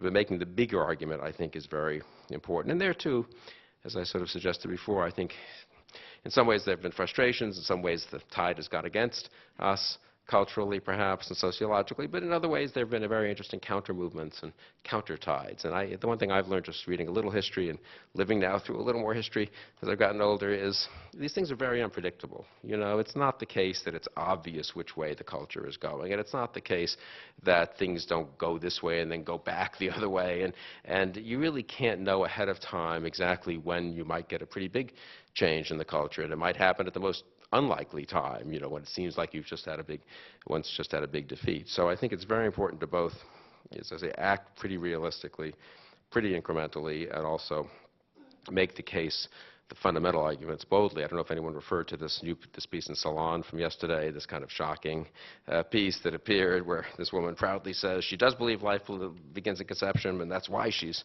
pro-abortion rights, and you can't just, respect every life, and it's kind of nuts, in my opinion, but revealing and interesting. It's interesting because she doesn't feel anymore that she can defend the proposition that this unborn child is just nothing, or it's just a clump of cells, or it's just a fetus. I mean, she really says, yes, of course it's an unborn child. I mean, how can anyone look at the ultrasound and not think otherwise? But we still need to make the case that the mother's life, not mother's life, the mother's choice, the mother's wish is more important than the unborn child's life. And she makes this case, you should Google and take a look at it in Salon magazine. She makes this case very boldly, and she's a pretty good writer. So it takes a while to realize just how amazing and how jarring it is. But it does show the kind of problems now that those who are for abortion are having in light of modern science and in light of the difficulty of avoiding the life issue. I mean, she makes a big deal about how clever it was for pro-life advocates to seize on the term life as if that was like a very brilliant strategic choice, It's like, well, it is a life, so, but it does sort of suggest the intellectual problems I think they're having, which I think will ultimately result and result in political problems and will allow for much bigger advances for the pro-life movement.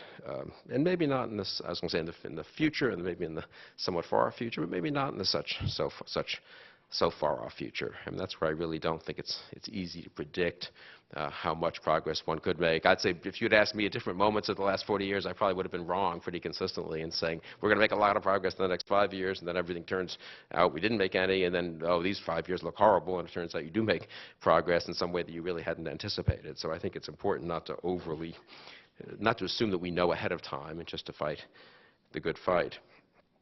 I was thinking about Bob Bork's funeral, which is a very Catholic funeral. I'm not Catholic, but I was thinking, therefore, somewhat about my own religion, Judaism, and I thought I could end by saying because I really am so impressed by the pro-life movement in this way. I mean, it really is a movement that is selfless. It's not, there's no one has any, I take it, much financial stake in it. There's a lot more rewards to be gotten financially, culturally, in terms of career often, on the other side of this fight. And it is such an impressive movement in that respect, I think, as a sort of civic and political matter. I'm not sure it gets the credit it deserves in textbooks that write all about civil society and cultural movements and talk about the civil rights movement, which is fine. I mean, that was also a very impressive movement, and a lot of people sacrificed a lot and did so because they thought it was the right thing, but surely that's the case for the pro-life movement. For me, I mean, the movement that I think of as the Zionist movement before the beginning of the State of Israel, which also, it's not as if most people who fought for that were going to go live in Israel or had a direct, financial or personal stake in it in some respect. They just thought it was the right thing for the Jewish people, and an awful lot of Jews, an awful lot of non-Jews spent an awful lot of time and energy fighting in that cause, and that cause isn't over either, obviously. But it made me think of Judaism, and the comparison did, and of one particular aspect of one thing that happens occasionally in synagogue, which I'll just mention. So we read the 5 books of the Torah, of the Bible. If you're Orthodox, in a cycle through every year. If you're conservative Reform, usually every 3 years. But the point is, you're supposed to read the Bible and then reread it, finish it, and then reread it, and it goes in the same order, obviously, and sort of divided in certain sections.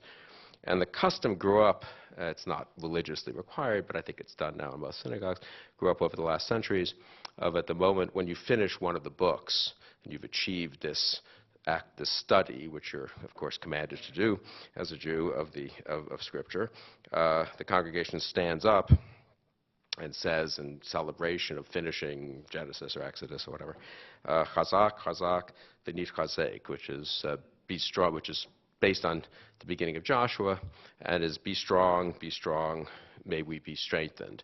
And it's echoing what God, as you may recall, at the beginning of Joshua, says to Joshua, which is basically 3 times he says some version of be strong, and he uses that Hebrew word, chazak. It's also, I believe, where the phrase be not afraid, which John Paul II was so fond of, comes from as well. He's in those verses right near the beginning of Joshua. And I do think I've always very much liked, I'm not such as observant a synagogue attender as I should be, but when I find myself there, and I'm always pleased when we're finishing one of the books of the Bible, because even though I don't deserve any particular, I haven't often been there, so it's not like I've participated that much in this reading and study, somehow when the congregation as a whole stands up and says, to itself, in a way, be strong, may we be strengthened, I've always thought that's a sort of moving and appropriate moment, and I would say that for us too here, that we really need to, despite the discouragements of maybe the last few months and in some ways of years and all the setbacks and the hopes that have been frustrated,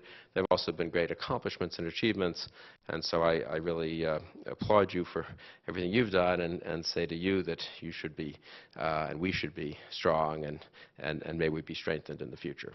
Thank you.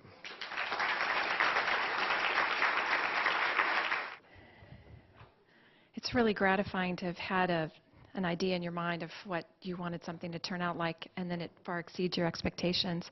Thank you so much, Bill, because act realistically and think boldly is exactly the note that I wanted us to hit today.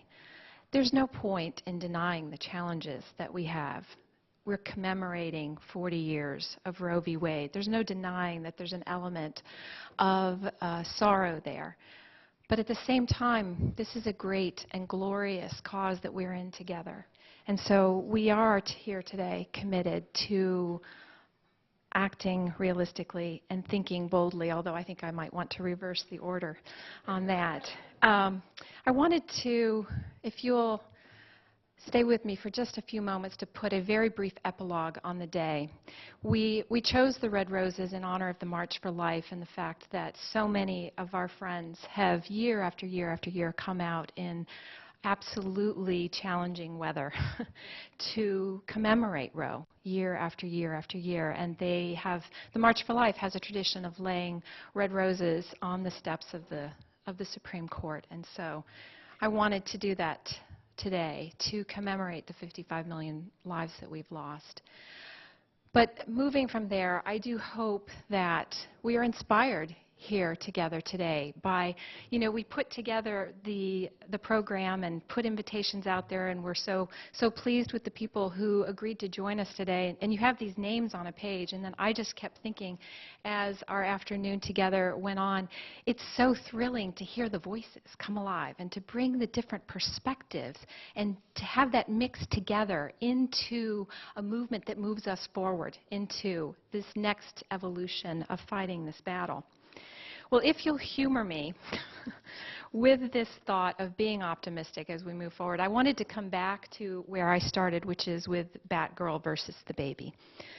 Partly because it is absurd. It is absurd. Today we've wanted to emphasize the intellectual arguments and where we move from here, so I'm a little hesitant to come back to Batgirl. But the absurdity of it really intrigues me, Batgirl versus the baby. For those of you who weren't here, I mentioned the fact that the new president of NARAL, who was selected because she is relatively young and hip in her early 40s, has a Twitter avatar showing herself as Batgirl, which I think is quite absurd and revelatory of where the feminist movement is today in terms of it's an avatar that represents the idea that somehow abortion and all that goes along with it is about feminine empowerment. But as I didn't actually have these remarks all that prepared because they came to me this morning as I was thinking about the overarching picture of this day. And in thinking of Batgirl versus the baby, it really does express for me the really, really deep sorrow and the deep tragedy of Roe, which is that it is absurd because it turns the real feminine power completely on its head, because it sets women, it sets women against our babies. And isn't that one of the greatest unique things about feminine power, is that ability to participate in the creation of new life? Batgirl versus the baby, setting the woman against her baby. How obscene is that? How obscene is it? Bill, I'm glad you mentioned the Salon article. I brought it up this morning, and I wanted to bring back around one last quote from her, from Mary Beth Williams, that I did not use this morning.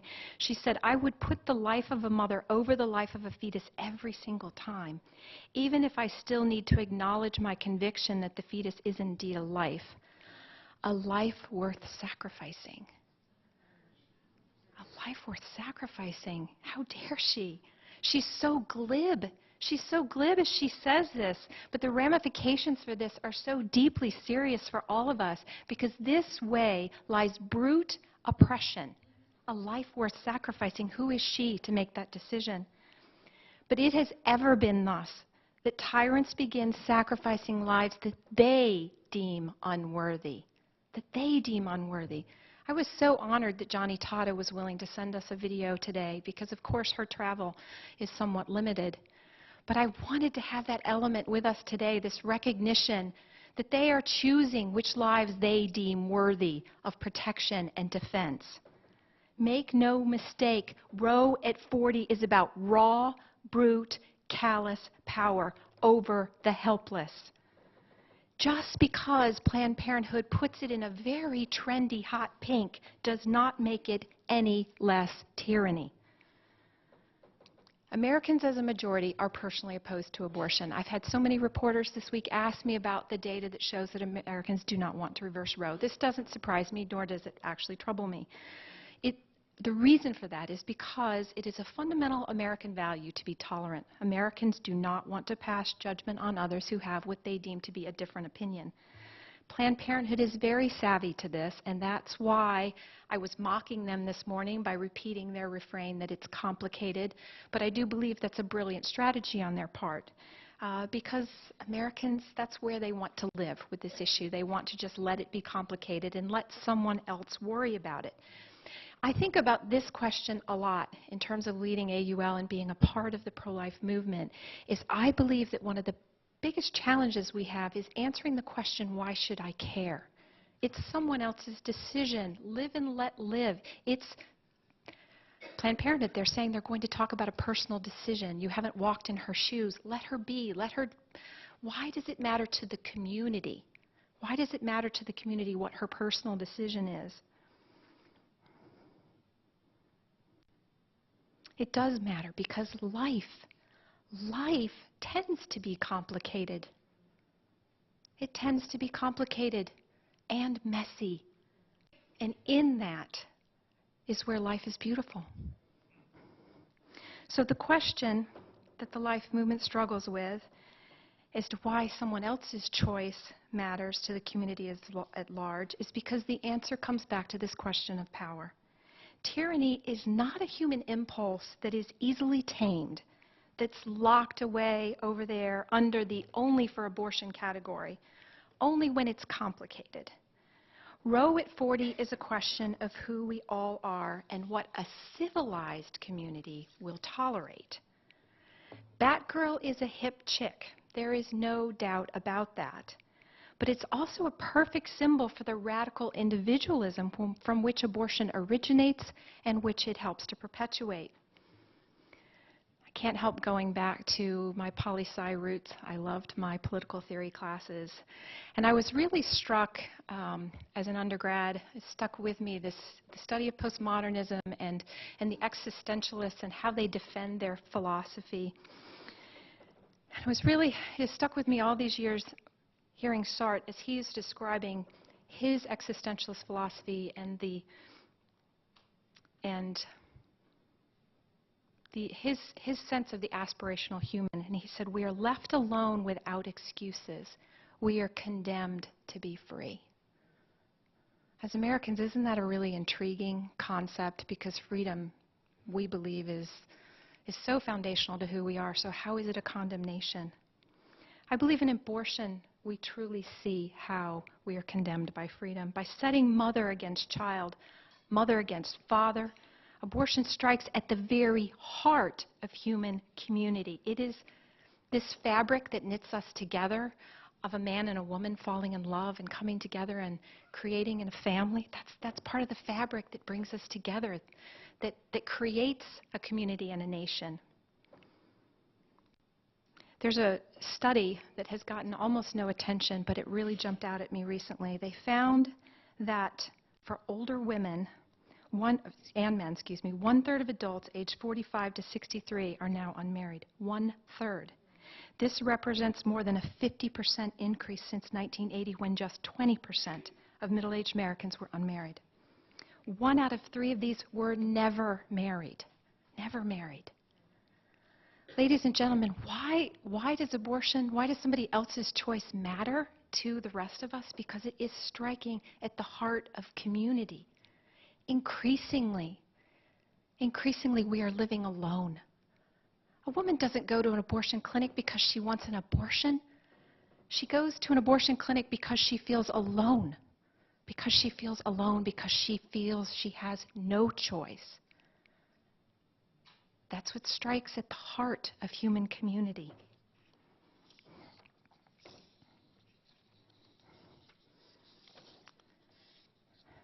That affects all of us. It affects all of us at the end when women are alone. It's encouraging to me today, and I hope you are inspired as well, that there's so many of us here today who have come committed to acting realistically and thinking boldly. Thinking very boldly. It's going to be an exciting day tomorrow when hundreds of thousands, I believe, will be on the nation's capital, on the mall. with roses to commemorate the lives lost. But as we move forward into this next decade of fighting Roe, we need to work very carefully to ensure that people understand that this movement is also about the women and men who have been damaged by abortion. That abortion leaves us alienated from each other, and it leaves women and men alone. Thank you so much for being here today. God bless you, and we're dismissed.